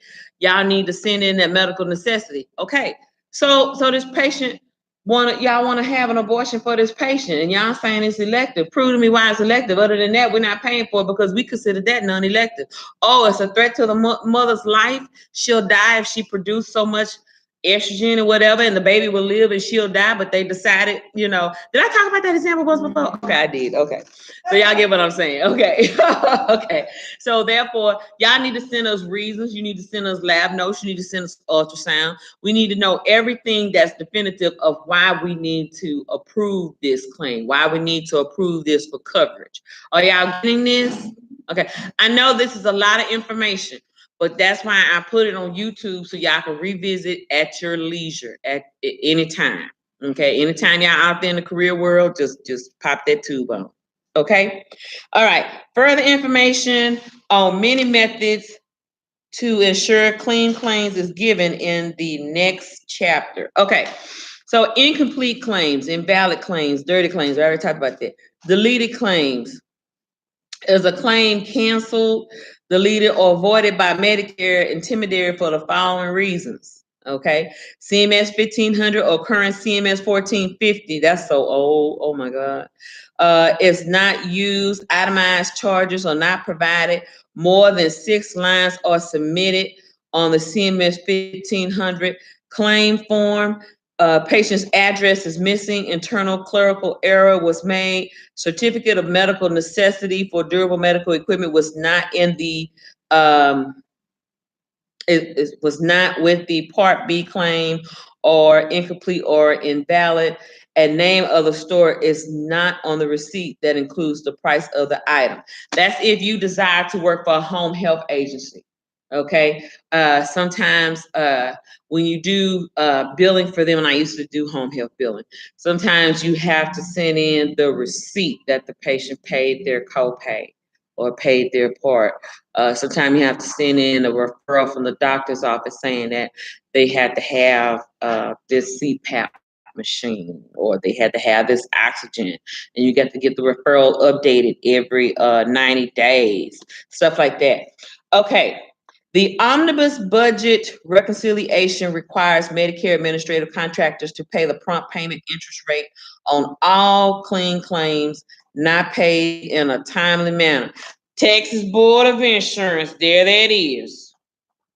The government updates the interest rate on January 1st and July 1st each year of the Treasury's Financial Management Service page. Okay, so that's OBRA. Okay, so again, every January 1st, if that insurance company has not paid y'all your money, you can report them to OBRA or Texas Board of Insurance, and you can collect as a provider office up to 1% of every claim that was billed within that particular date of service. So that's some pretty good change to get back, especially if you're working for a surgeon. Oh, that's a lot of money. 1% add up, y'all. It adds up, adds up, adds up. All right, moving right along, people. Cover letter accompany insurance claims. Okay, so let's look at this on page 213. Example of a chart note illustrating important information to read through an abstract for insurance completion. The location of the abstract information placed in the blocks of CMS 1500 claim form. Okay, so here is an example. Okay, so this is a progress note on the top, part A. Okay. Now this says February 10, we'll say 2018. This 35-year-old Hispanic female recently moved to the city. She was employed as a legal secretary. She began having labor pains and was admitted to College Hospital February 10, 2018. LMP means last menstrual period. Ladies, if y'all don't know that, you know it now.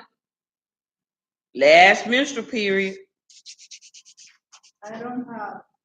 We don't have that issue, huh, girl? Mm-hmm. No more. Woo, 6 years, child. I'm Bless. graduated. Thank you. Hallelujah. Hallelujah. Okay. Usually your last menstrual period is the first day of your menstrual cycle. That's your last menstrual period. Let's see, hold on. Pre-Harris, I don't know. Yeah, healthy 6-pound, 4-ounce baby girl was delivered vaginally. Okay, MTF is like the secretary, the transcriptionist. Okay, that's who that is. So anytime a secretary or a transcriptionist does dictation, there is a job for that in the HIM field. If you like typing, you get paid. Miss Allen said, you don't want to be bothered with that, huh, Miss Allen? All right, then I understand. You get paid very well per line. However, you cannot have a lot of mistakes. And you got to type 65 words a minute, no less. Okay, so I think there was a student I had. She typed like 75 words a minute. I mean, and her error rate was real good. I mean, she didn't have barely any. If anything, it was few. So that means if she goes out there, I mean, she liked to type, but she wasn't at that time focused. But if she were to choose that, she would make lucrative money. Lucrative money. Yeah. Because all you do, she can even work from home doing it. Because all you doing is just, but you got to know your medical terminology, your stuff like that. And they have ways of knowing if you made a mistake and you go back and fix it. They can always see the carbon copy of what you corrected. So you got to really be focused. Okay, so let's look at this. Okay, now, this is a perfect example. Okay, so there's a diagnosis code. Let's look at B in box 21. Y'all see box 21? Okay, now they have box 21A, box 21B, all the way to L. So that's how many? That's 12 different diagnoses you can put in there. Okay. Now, February 10, she had a baby in the hospital. Okay, reading this situation, she had a baby where? In the hospital. So we're going to give this a place of service of what? 21. Remember we had that on the test yesterday. Okay, now we're going to look this up in the CPT book, and we're going to find the code that they got 59410. But I'm going to show y'all how to properly find it. Pull out my CPT book. Okay, so the 35-year-old Hispanic female recently employed labor pains. Okay, vaginal delivery. Okay, 6-pound, 4-ounce baby girl. Okay, so that means she was healthy. The mother was fine. There was no complications. Okay, so now we're going to find, if you have your own book and if you're able to circle it or highlight it or whatever, circle delivery or delivered. Okay, if not, you can write it on your notes, delivered. Find the procedure condition delivery. The procedure condition is delivery. Okay. Procedure condition is delivery. Okay, so now we're going to go to the back of the book. Okay, it's kind of like ICD-10, but the right way. I don't know how to explain it, but that's the best way I can say it. Okay, so we're gonna look under delivery.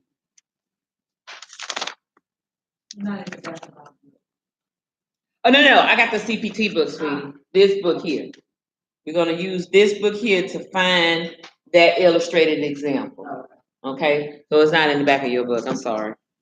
All right. So I'm looking in the back of the CPT book. I'm trying to find delivery. DE. Delivery. Okay, so I go here.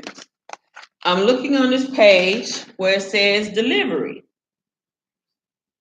And it says C, cesarean delivery, and this is a semicolon with a comma, or vaginal delivery. Remember what I said, whenever you're doing ICD-10, diagnosis code is going to tell you to see this or go there. Remember I told y'all that? It's kind of the same way with this, okay? So now, it said right here, deliver vaginally. So we're going to look up what it tells us to do. The next condition is to find vaginal delivery. So we're going to go, instead of D, we're going to go B for vaginal.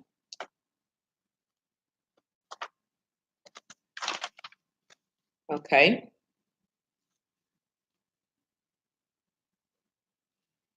All right.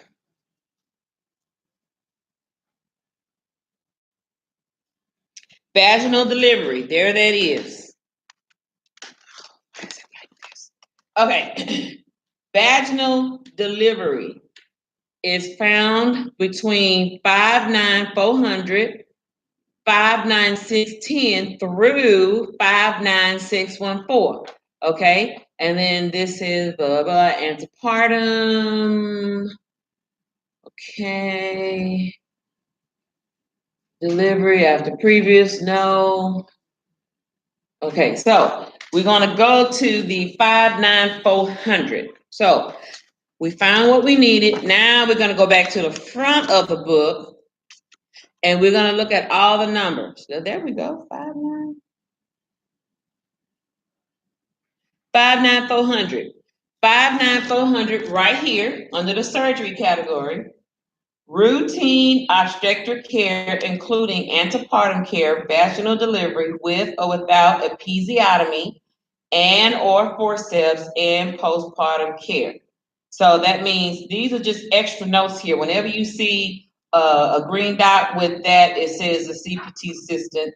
Okay, it's been updated from all these previous publications. That's what that means with this green dot here. So we are safe to use 59400. Did everybody get that? Okay, so that's how they got that. So now we found it.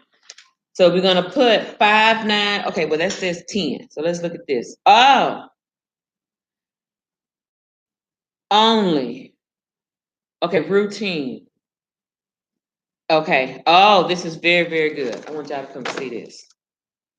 Okay, vaginal delivery with or without episiotomy and forceps, okay, including postpartum care. Okay. Okay, she began having labor pains. Okay. So they use 59410, including postpartum care. Okay, so that's typical. Okay, now instead of,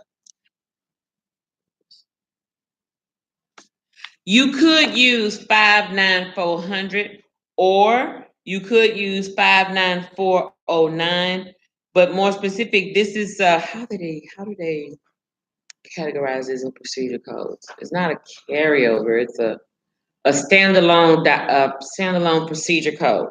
Yeah. So the 59410 is a standalone procedure code. Okay. I'm gonna give this to y'all. Yeah, pencil there.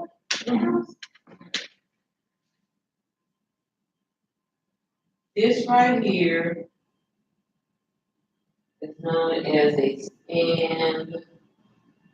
standalone procedure code.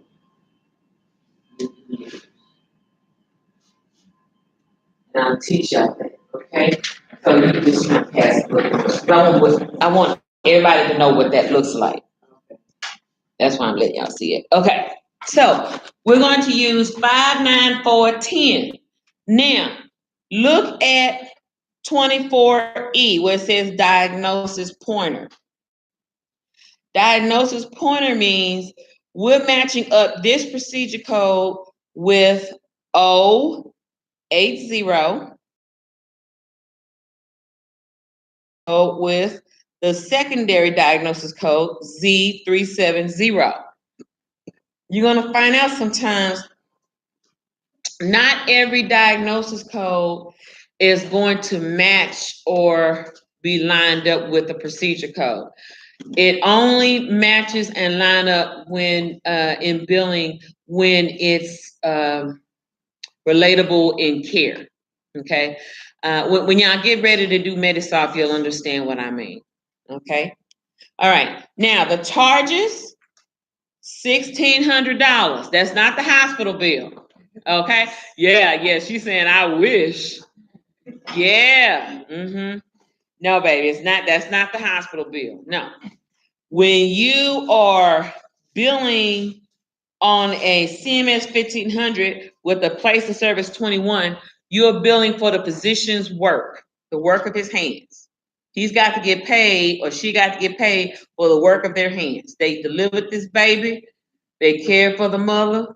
The baby is here. Now it's time for the pediatrician to do his thing. My work is done. All I gotta do is make sure the mama okay. Pediatrician, come on here and do your job. Baby boy, right here. Come on, do your job. Do your job. Because I'm an OB-GYN. That's out of my scope. Okay. Is she okay? The baby all right? Okay, the baby fine? Okay, that's your job. It's out of my scope. Okay, does everybody understand that? Once the baby is here, healthy and delivered, there's no other complication that's still connected to the mother, the OB-GYN is through with the baby. I'm not saying like I don't want to see you or don't want to deal with you. I'm just saying it's As far as like, yeah, that's not her responsibility. No. Mm-mm. She may go over there, woohoo, you cute, you cute. Mm-hmm. Yeah, that's your job. Bye. Good night. Okay. All right. Now, look at this. $1,600. So imagine every time Dr. Caesar delivers a baby in this condition, healthy, vaginal delivery, he's getting paid $1,600 a pop. All he doing is getting paid for a 5-minute push. Look, I say push. Stop cussing me out. Thank you, baby. And you threw up on me too. That's all right. Your $1,600 still gonna get me cleaned up. Okay? So now, just imagine he gets paid like that. And OBGYNs, I had a client that was an OBGYN. They are forever busy. Ooh, you got to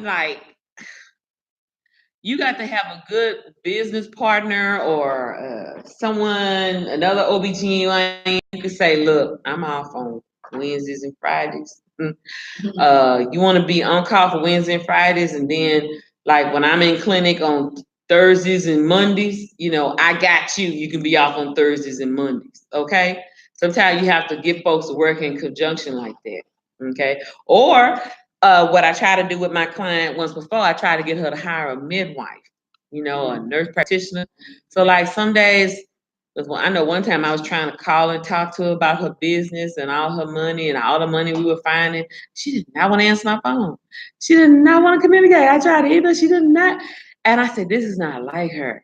I said, I know. She just finally told me one day, I'm just tired. And I just didn't feel like talking to her. Sometimes I just want to lay in the bed and just stare at the wall. I'm trying to collect. And you have those days where you just want to stare at the wall. Like, I need to collect myself because I've been all over the place. And you have those days. And I'm like, sweetie, this is what I was trying to tell you. You need to hire a nurse practitioner and a midwife. So some days, or you can take off every other week.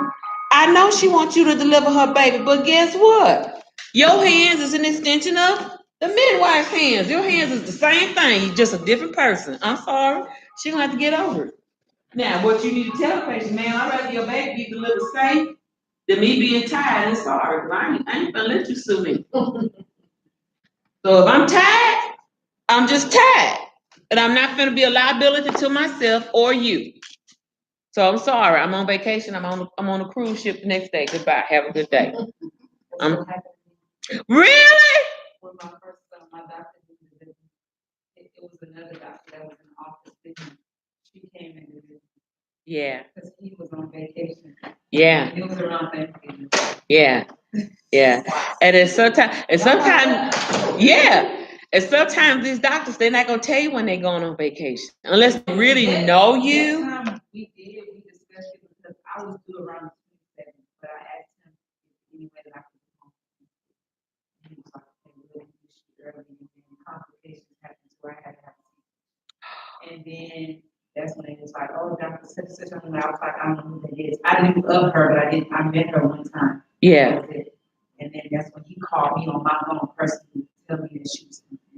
Oh, okay, okay. See, his job still ain't done, girl. I know that wife just upset and mad. God darn it, we on a cruise ship. Put that phone down. Yeah, but that was good. That was sweet of him to say that. You know, so you could. And as soon as he came back in town, like he came straight back to the hospital. Oh, that was nice. So he could still see about you. Yeah, because It was sometimes. like right before we were ready to go home. Oh yeah, okay, and probably because too you were having complications, right? Yeah. So yeah, he had to make that special delivery. Yeah, well that was good. That was good. I tell you, have y'all ever seen? I've never seen it. I've seen clips of it. Have y'all ever seen that show called Married to Medicine? Mm-hmm. I heard it. Mm-hmm. Okay. I can only imagine what spouses. You really have to be a strong person. Yeah. Yeah, she got to get a spouse that really understands her work. Yeah. You just can't be married.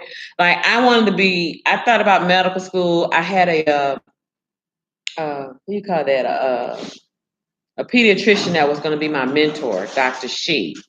Very nice lady. How I met her was through doing an externship when I was working at another school. Matter of fact, it was Everest, right across the street here.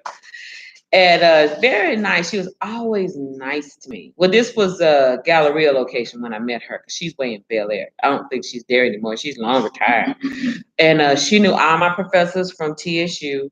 And I told her she even sat on the board for Baylor College of Medicine. And there was another TSU professor that sat on the board of Baylor College of Medicine. And they were all rooting for me to get in. And I talked to my husband, and I told you it took me 18 years to get my bachelor's degree, and I wanted to go back and get my MD. My husband was like, it took you a long time, and then you were away from me, and then we could be at church together, and I'm like, but it's my dream. It's my dream. No, and you'll be gone all the time. So what am I saying? If you're gonna, not saying at that time we were still kind of young in our marriage, but now, girls, 18 years in, I'm like, bro, if you think you don't know me now, wait until you better get to know me. Because my mindset is different. 18 years, baby. If you don't know by now that I love you, something wrong with you, boo. Something wrong with you. You shouldn't be nowhere near insecure. But and I was telling another young guy that at a company picnic that my husband had, if you're gonna be with this person, and you want to be a doctor, you want to go back to medical school, they got to really understand because it's not easy. Even being married to a pastor, it's not always easy as they think it is. They think it's glamorous and nice, and like not all the time. I mean, it's good work, but you have to be a called out person to know how to handle it. If they gone and your needs ain't always met, you got to sometimes make them pencil in a calendar for some time. Okay, let's get right back to this thing here. Okay, now see the referring provider ID 24J. Okay, that means PCP referred the patient. Now, the OBGYN can be a PCP, okay? But since she had a family practice doctor outside of this OBGYN doctor, and the family practice doctor referred her, then that's how that worked. Okay, now you see the federal tax ID number. Okay, then look at 32. The service of the birth took place where? At College Hospital. Okay, look at 27. Accept assignment of benefits. They marked a yes. What happens if yes is not marked on number 27? What happens? What happens to the check? Who gets the check? Who is she? The patient. Bless the Lord, hallelujah. I got blessed with $1,600. Oh, hallelujah. Oh, God is good. I feel that doing that coach already up in about 2 bags. Yeah. Okay. And the doctor's office gonna ask you, because they're gonna get an EOB saying that that check was paid to the patient. Every transaction made is gonna always have an EOB transaction to it. And they're gonna ask you, ma'am, did you get a check? Yeah. Ma'am, that check belonged to us. But they sent it to me. Ma'am, that was sent by mistake. I done spent that money. Okay, well, ma'am, we're gonna have to bill you now. And we're gonna have to report you to the insurance company. So either, yeah, either you gonna pay us and say, well, I got 800 left. Well, give us the 800, but we still gonna bill you for the other 800. You know, and if not, we're gonna let the insurance company know that every time you come to the doctor, they're not gonna pay us accruing that amount 800 until you give it back to us, or they're not gonna pay it and you gonna get a bill for particular dates and services until we get our money back. Do y'all see how that works? But I got blessed, hallelujah. Huh? Yeah, it happened. Yeah. No joke, no joke. Okay, moving right along. Insurance claim form, basic guidelines for submitting a claim. I'll let y'all read that at your leisure. Group insurance, secondary insurance, I'll let you read that for your leisure. Diagnosis code, service dates, no charge, physician identification numbers. I'm gonna let y'all read that. Consecutive dates. I'm gonna let y'all read that. Y'all gonna be real acquainted with. I'll kind of read through that before y'all get into Medisoft billing. Physician signature, insurance billing specialist initials. Proofread all your claims. Make sure everything is where it needs to be. Because once you button to go to the clearinghouse, if everything is not cleared in its proper place, you're going to get a what? Kickback. Then you're going to have to fix this. So an hour or so out of your production time. It's slowing you down your production. Supporting documentation. Office pending file, common reasons why claim forms are delayed or rejected. And we also have optical character recognition in electronic medical records. The materials that I'm reading on the left are scanned using optical carrier recognition, also less commonly referred to as intelligent character recognition or image copy recognition devices. This technology has been used across the nation in processing insurance claims to enable greater spend and efficiency. A scanner can transfer printed or typed text and barcodes to the insurance company's computer memory. Scanners read at such a fast pace that they reduce data entry costs and decrease processing time. Do's and don'ts for claim completion. Here we go. Basic do's and don'ts. Do use an original claim form printed in red ink, photocopies and forms generated from red or laser printers cannot be scanned. Laser jet printing is preferable for computer generated claims. Do computer generate or type in. Don't handwrite information on the document. Handwriting is accepted only for signatures. Handwritten claims require manual processing. That means any claims that you send out today, you may not get that back till October 31st or November 1st. That'll be your fault. Okay, and they're gonna start holding up and questioning. They're gonna call or send a letter to you questioning why you send us claims like that. Okay. Do align the printer correctly so that the characters appear exactly in the proper fields. Enter all information within designated fields. Y'all gonna find that out when we get ready to do Medisoft billing, when y'all get ready to print up stuff. Everything has to be in its proper place. Okay, don't allow characters to touch lines. Don't use script, slant, mini font, or italicized fonts, or expanded, compressed, or bold print. Use fonts that have the same width of character. Do keep characters within the borders of each field. Use 10 pitch pica or Arial 10, 11, or 12 point type. Don't strike over any errors when correcting or crowd pre-printing numbers. OCR equipment does not read corrected characters on top of correction tape or correction fluid. Do complete a new claim form or a new form for additional services if the case has more than 6 lines of service. Don't use highlighter pens or colored ink on claims. Don't use blocks, 21, or dollar signs in the money column.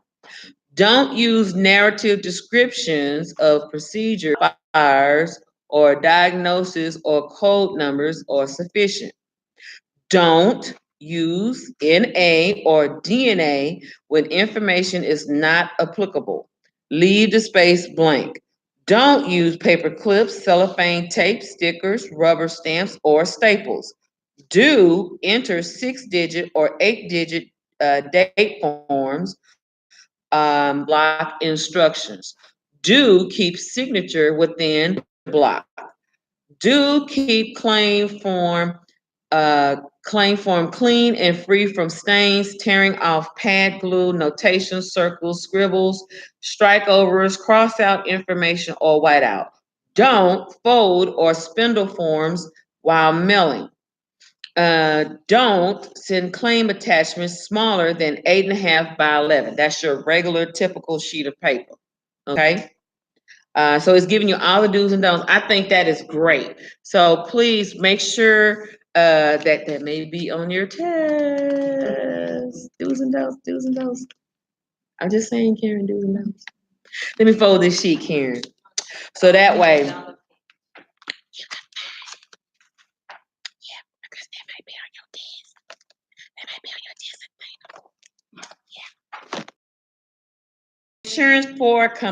Instructions for completing the health insurance claim form. Okay, so it's giving you complete instructions. I'll let you read.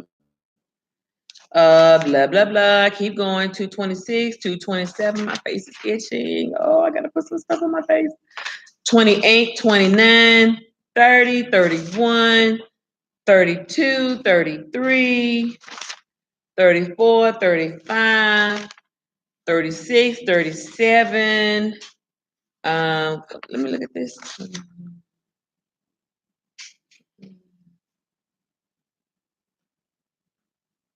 Oh. 32, 38, 239. This is really good. All your place of service codes, fold that page 240. Remember what I said, 11 is for a doctor's office, 21 is for inpatient, 22 for outpatient, 23 for emergency, 24 for ambulatory surgical center. So these are all your place of service codes. So when y'all get ready to work in a billing office, if you ever need to have a cheat sheet on your wall, this would be a good thing to copy and place on your wall. Laminate it, take it to Office Depot, Staples. They'll laminate it for little or nothing. And laminate it and then hang it on your wall, your cubicle wall. Okay. Page 242, 243, 244, 245, 246, 247. All this is pretty much self-explanatory. 248, 249, 250. These are templates. So 252, 253, these are templates. Okay. 254, 255. I might use this on a test. I will email y'all your test. Yeah. All the way 260. Y'all should have seen Kanisha's face. I could have bought you for $1, girl.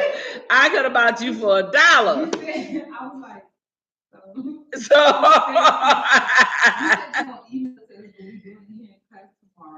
no, I'm gonna change it. I'm gonna let y'all take it home and bring it back to me. So we're gonna do it tomorrow. I'm gonna email it to you, and then y'all bring it back to me on Monday. Oh, Yeah. And I know it took forever. So yeah, that was based on Rossi's recommendation. Y'all give hands up for Rossi.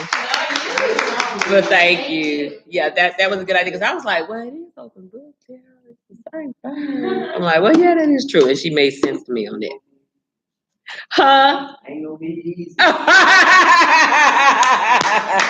You can do it. Come on, Miss Allison. You know, challenge us just to be at home. Now y'all know how much I love you. You know I love you. I mean, but trust me, when y'all leave from out here, y'all gonna know what y'all doing. Y'all gonna know what y'all doing. Miss Allison, I'm sure. I'm sorry. But I just want to make sure y'all got it all down. Ma'am? And your blood has a good circulation, right? Your blood. Yes. Okay, so let's look at chapter 8. Oh, y'all, we done moved on to chapter 8. We done moved on. I kind of already, 263. I've already pretty much talked about that. Clearinghouse, I already talked about that. 265, I already pretty much kind of talked about that. Transaction and process standards. Okay, data requirements required in situational. That's not necessary. I mean, it is necessary, but I mean, it's not like dire.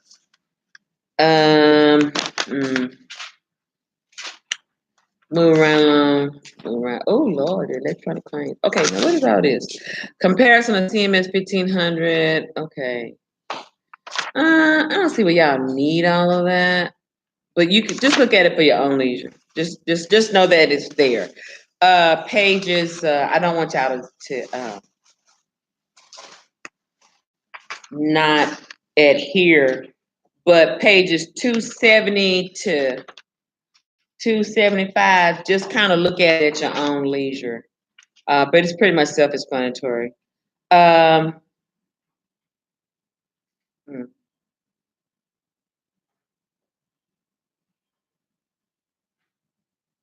Okay.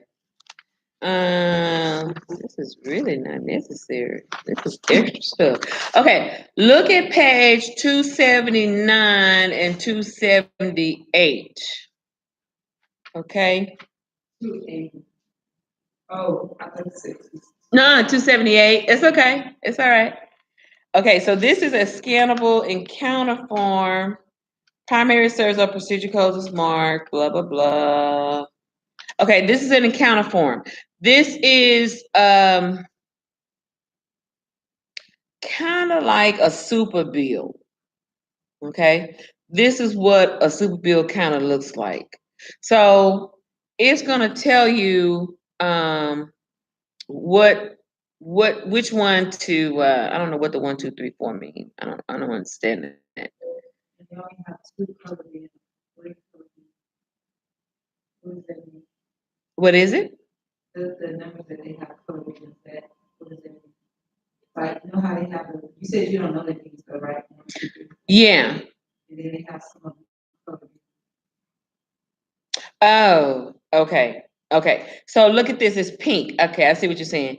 Now this is like I guess this is a itinerary system. No, itinerary. So this is okay. I see now. This is like number 1.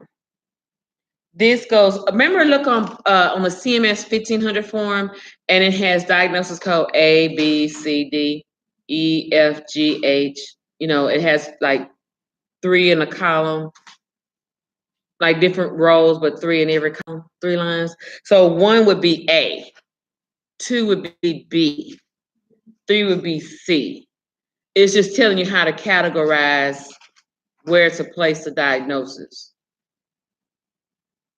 Okay, let me give you an example of what I mean. Look at the template. Okay, go back to page 260. Go back to page 260. Just look at that CMS 1500 form. See what it says on the GU? It has the first bubble is pink.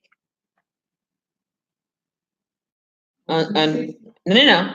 Look at 278. Fold that like I have it. 278. Okay. Yeah. Okay. Yeah. There you go. Now, see the diagnosis code N41.0. You see it? Okay. You don't see it on 278? Okay, look on page 278 and look in the middle column at the bottom. And the bold is GU. Okay, at the bottom. What code? The first code is N41.0. Yeah. You see it? Okay, and they shaded that as pink. Okay, so that means they want to use that diagnosis code. Okay, this is an encounter form. It's kind of like a super bill. Okay, so I want you to fold your sheet like this. Okay, and look at page 260. You got it? Okay. Now, that N41.0 is a representation, I'm just saying by example, is a representation of that's where it should go in A, line 21A. So line 21A is going to be the first code, N41.0. You get that? Okay. Now, look at the next. You don't see it, baby? The stuff is so little. Little. Oh, yeah, speaking of little, let me show y'all what I found. Let me show y'all what I found. My husband was cleaning out the back of my van.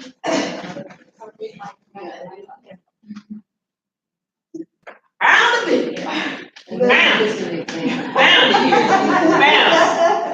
Yeah, my husband was cleaning out the back of my van. There you go. Found it, girl. There you go. Yeah, honey. You can see that. Mm-hmm. All right. Okay, now look under GU again. Do you see number, let's see, this is 1, 2, 3, 4th line down. Do you see it? At N30.00. Got it? That's the second diagnosis. Go back to page 260. Fold your sheet. Go back to page 260. Do you see 21B? That's where you're going to put that diagnosis code. You got it? Okay. Okay. Is there anything else on here, Pink? No? Okay. Now, let's look up here on top. See where it has established patient office visit? You see that? Okay, so that's shaded pink, 99213. Does everybody see that? Okay, let's fold the sheet. Yes. So that's gonna go in box 24D. Does everybody get that? Does it have a particular date of service on this sheet? No date of service? Let me see. Oh, the appointment date. The appointment date is May 27th. Do y'all see that? It's on the upper right-hand side on page 278. Look on page 278. On the upper right-hand side, May 27th. The patient saw the doctor May 27th for those particular 2 diagnosis codes and procedure codes. Now let's go back to page 260. Let's compare. Going to box 24A, line 1. Does everybody see that? We're going to use from May 27th to May 27th. Okay. Place of service, it took place in a doctor's office. 11.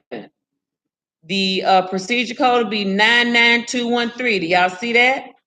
Okay. Let's go back to page 278. Did it give a balance of how much that was? Yes. No, it's just account balance. Yeah, account balance is $75. Okay, let's look down here. Okay. Okay. All right.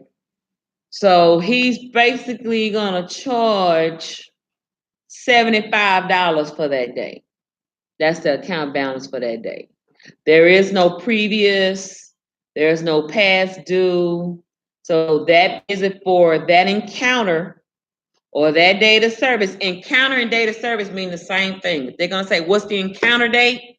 May 27th. What's the date of service? May 27th. Encounter date, date of service, same thing. If you call and talk to the insurance company and verify where the claim's at, what's the process or what's the holdup? Well, man, what is the encounter date? They talking about the date of service. Is everybody getting that? Okay. So now $75. We're going back to page 260. Box 24F is where the $75 go. How many days was this? This was for one day, May 27th. Green provider ID.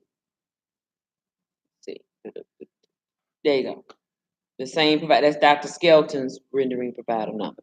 Now, sometimes it could be the referral of a physician, okay?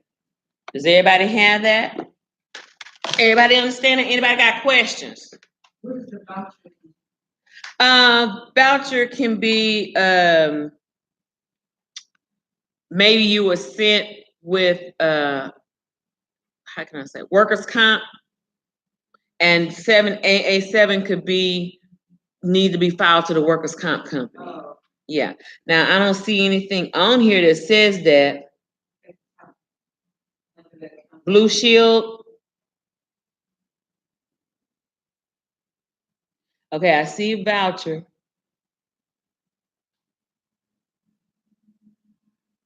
Okay. This was sent to the primary insurance Blue Shield invoice. Okay. So it could mean for like workers' comp, send it to the workers' comp insurance company, and then to the far right would be the insurance company for the workers' comp. Or in this regard, voucher for the insurance company, Blue Shield. Mm-hmm. What's the rendering provider? Is it on this option 78? Rendering provider is on page 260, box 24J. Yeah, but on no, it doesn't say it on there. But when you get ready to work it, the Medisoft is going to tell you the rendering provider number. Rendering provider number is the same as the doctor that performed the services. The same as the doctor or the doctor that has referred for the services. Okay, so you'll find out as the situation goes. Yes, ma'am. Where do you get the procedure code from? Look on page 278 on the far upper left-hand side under established patient office visit, and it's that pink bubble right there, 99213.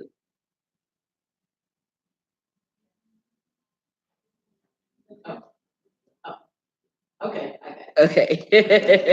Yes, ma'am. Section E on page 260, it says diagnosis factor is the A. Okay, very good. 24 box E, A. A says that this procedure code 29055 matches the diagnosis code in 21A, M 24.419.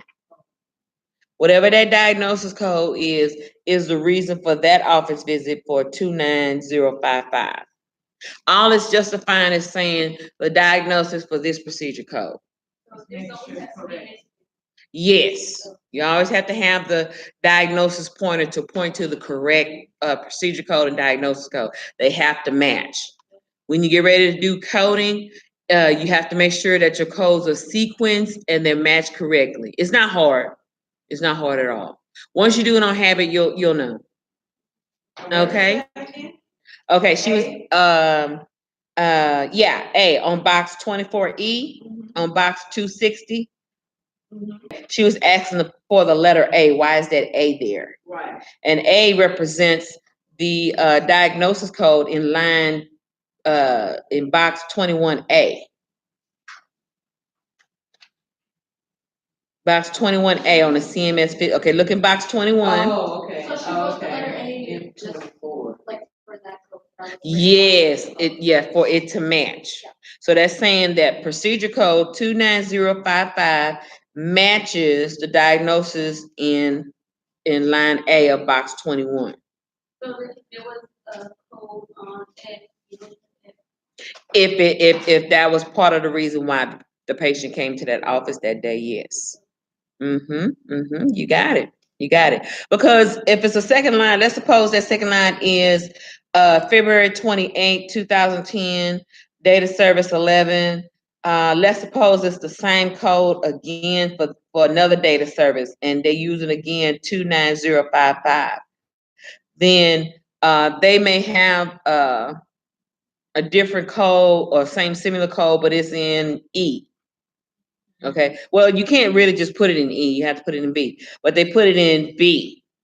Okay. Then it would say point to diagnosis in line on line B of box 21. Okay. Now, if it's a follow-up office visit of the last data service, but it's a extra diagnosis to go along with that, then you can have A, comma B On the same. on line 2. I know that's a lot of information, but when you visually see it, you'll see what I'm talking about.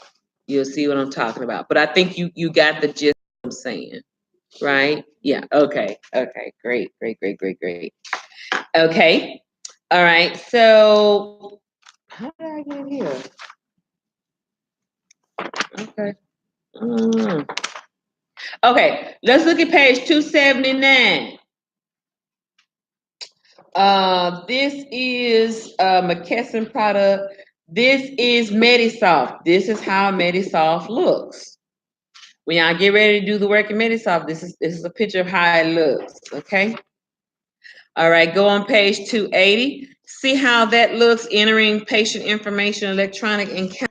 That's how it looks when you're doing billing. However, when it goes out through the clearinghouse to the insurance company, it's going to look like the CMS 1500 form. Okay, so on the software, it's formatted like this for work purposes. But when it goes out to the insurance company, it's going to look like the CMS 1500 form. Okay, you're going to see when y'all get ready to do the work. Patient's Medicare electronic signature, monthly authorization, patient Medicare electronic signature, one-time authorization form. Okay. So sometimes once a year, say like the patient started seeing the doctor October 10th, 2017. The medical records person is going to always, especially when they get ready to do the patient's appointments. When the patient is coming in to see the doctor, let's say today, the medical records clerk is going to go back into the files. Let's suppose they verify your appointment on Monday. That means that medical records clerk is going to pull all the medical records, electronic medical records for Wednesday. If it's an established patient, and let's suppose that, okay, she came in to see us October 10, 2017, we need her to update her signature file saying it's okay for us to send medical records in case the insurance asks. It's okay for the insurance company to pay us and not the patient. Okay, that has to be updated yearly. So it's real important for the medical records clerk that every time 2 or 3 days prior to the patient coming into the office, that they go in, they make sure all authorizations are up to date. Okay, because if it's not up to date and that patient don't pay or You cannot release information if the insurance company is pending for information. You can't read it. That means you have to wait till the patient come in, or you have to inform the patient, please, ma'am, can we mail you something, mail it back to us to sign it, so we can have the insurance company to, have a copy of your medical records to pay. Okay? I know this is a lot what I'm saying. Okay, 281, electronic transfer. Electronic remittance advice. Electronic remittance advice on page 282. Electronic remittance advice. Electronic remittance advice, ERA.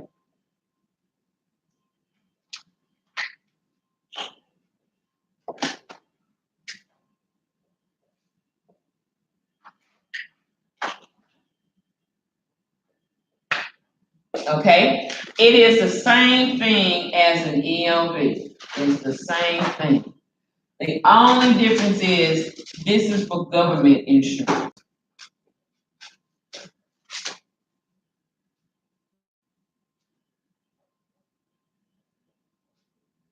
Okay, and again, your government insurance is for Medicaid, Medicare, Champa.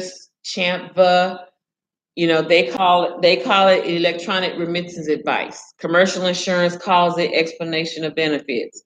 They both are the same thing. It's just interchangeable words, but they mean the same thing. Okay.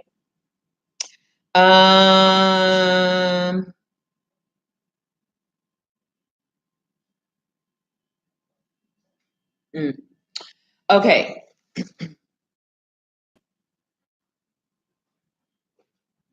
Here's a picture of an electronic remittance advice from an insurance carrier such as Medicare. Okay. You have the patient's name, the account number, all their information. Where's the diagnosis code, procedure code?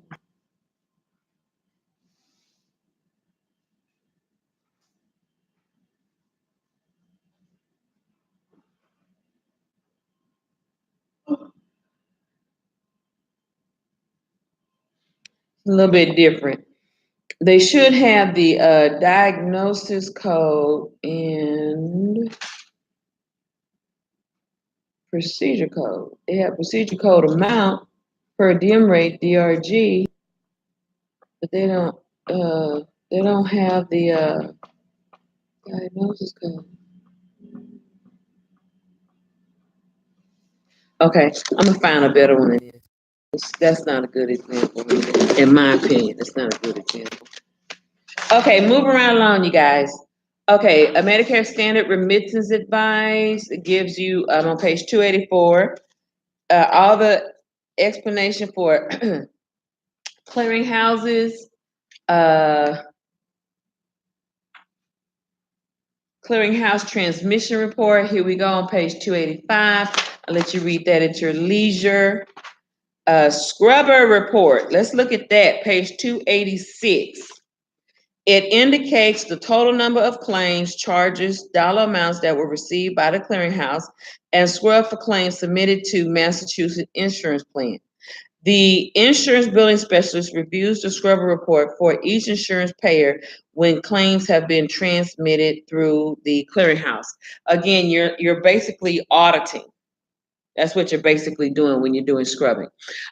Sometimes you have job descriptions, and inside the job description is going to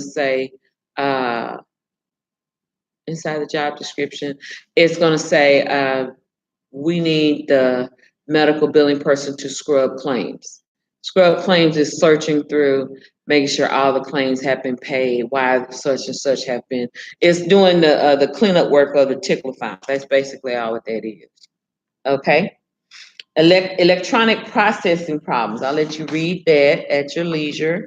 Solutions for electronic processing problems, billing. So I pretty much gave y'all that in a nutshell. This chapter goes into it a little bit more in depth.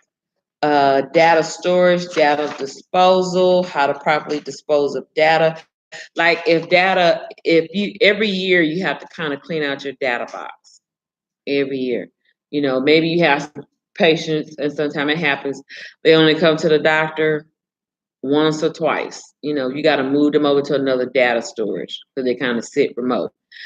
This is going on October. The patient ain't been in to see the doctor since February. You need to move them over to another one. All of them that's like your frequent flyer mile patients. They come in every month, every 2 months, something like that. You're going to have to leave them where they at because you're going to need that information. The only time you move or purge files on the extreme is every 7 years. And we'll talk about that when we talk about electronic health records. State regulation for medical records is every 7 years. If the person is really sick or in a lawsuit, government mandate says every 10 years. Okay. So if it's a regular person, they healthy, whatever, okay, then you can purge that file every 7 years. And what I mean by every 7 years, let's suppose this is October 10th, 2018.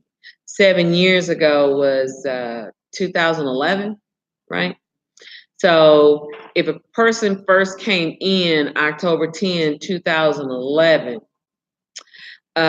you can purge all their files, and let's suppose they come in today. You can purge all their files going back October 1st to October 10, 2011. And you can delete that, okay? Now, I wouldn't delete anything from October 1st on, because, you know, especially if they've been in the office kind of recent, or if they've been in the office September 28th, I wouldn't touch that. You only delete the SOAP notes and labs, things of that nature, and you only keep the demographics and the first progress note that they came in. Now, why would you keep the first progress note of October 10, 2011? Because you have to have proof in case there's an audit with HEDIS or CMS or the insurance company. You have to have proof that they were first seen in this office October 10th. And we have rights to purge. We have to make room in the data storage. Does everybody understand that? So you always keep the demographics, and you always keep the first progress note of the very first day that they came in. Anything in between October 11th through 2011 through October 1st or September 28th of 2018, you can purge and get away, throw it away, or clean it out. Okay. All right, because if you don't, it's going to make it hard for you to update your file, and you'll start thinking that you're keeping stuff, and it's going to send you an edit message saying your file is full or your disk is full. You need to purge. It's going to let you know those things. Okay. All right. So now we are basically through with chapter 8. Oh my God, we're getting through so fast. How many chapters?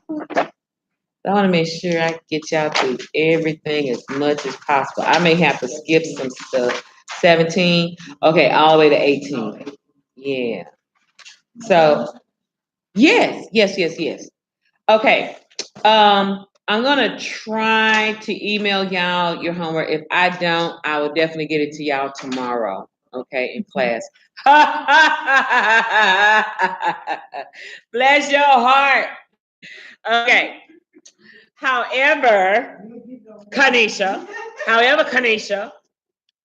I'm gonna give y'all some light work to do. Well, I'll try. She look like, man. Okay, I'll try. Let me see. I'll try. Okay. I'll try. But I do want y'all to make sure that y'all get everything before y'all leave, okay? And y'all, when I give y'all the rest of the package from chapters 9 through 18, even when we start the electronic health record, you can still work on it and give it to me by December 18th, okay? So I'm still gonna remember to ask y'all for that. I'm gonna have to put that in my phone to remind me, because y'all might get away with it and don't remind me. Huh? Yeah, there you go, girl. Thank you, Kanisha. So, I will be putting. Oh yeah, let me check. Did y'all finish up chapter so and so? All right, because I want that come December 18th. I want it. Okay, I might get it like a week early, so I can, so we can go over it together and give it back to y'all. Okay, if y'all don't have any more questions for me, we'll pick up chapter 9 tomorrow. I have a speaking engagement to get to, so I'm gonna let y'all go a little early today. Okay. Thank y'all so much for everything. Thank you for your patience. My yard is cut. My dogs can be happy because we got to get them little funky rascals a bath. And my husband told me, I thought I saw a flea. Well, you know what to do, don't you? It's called a bath.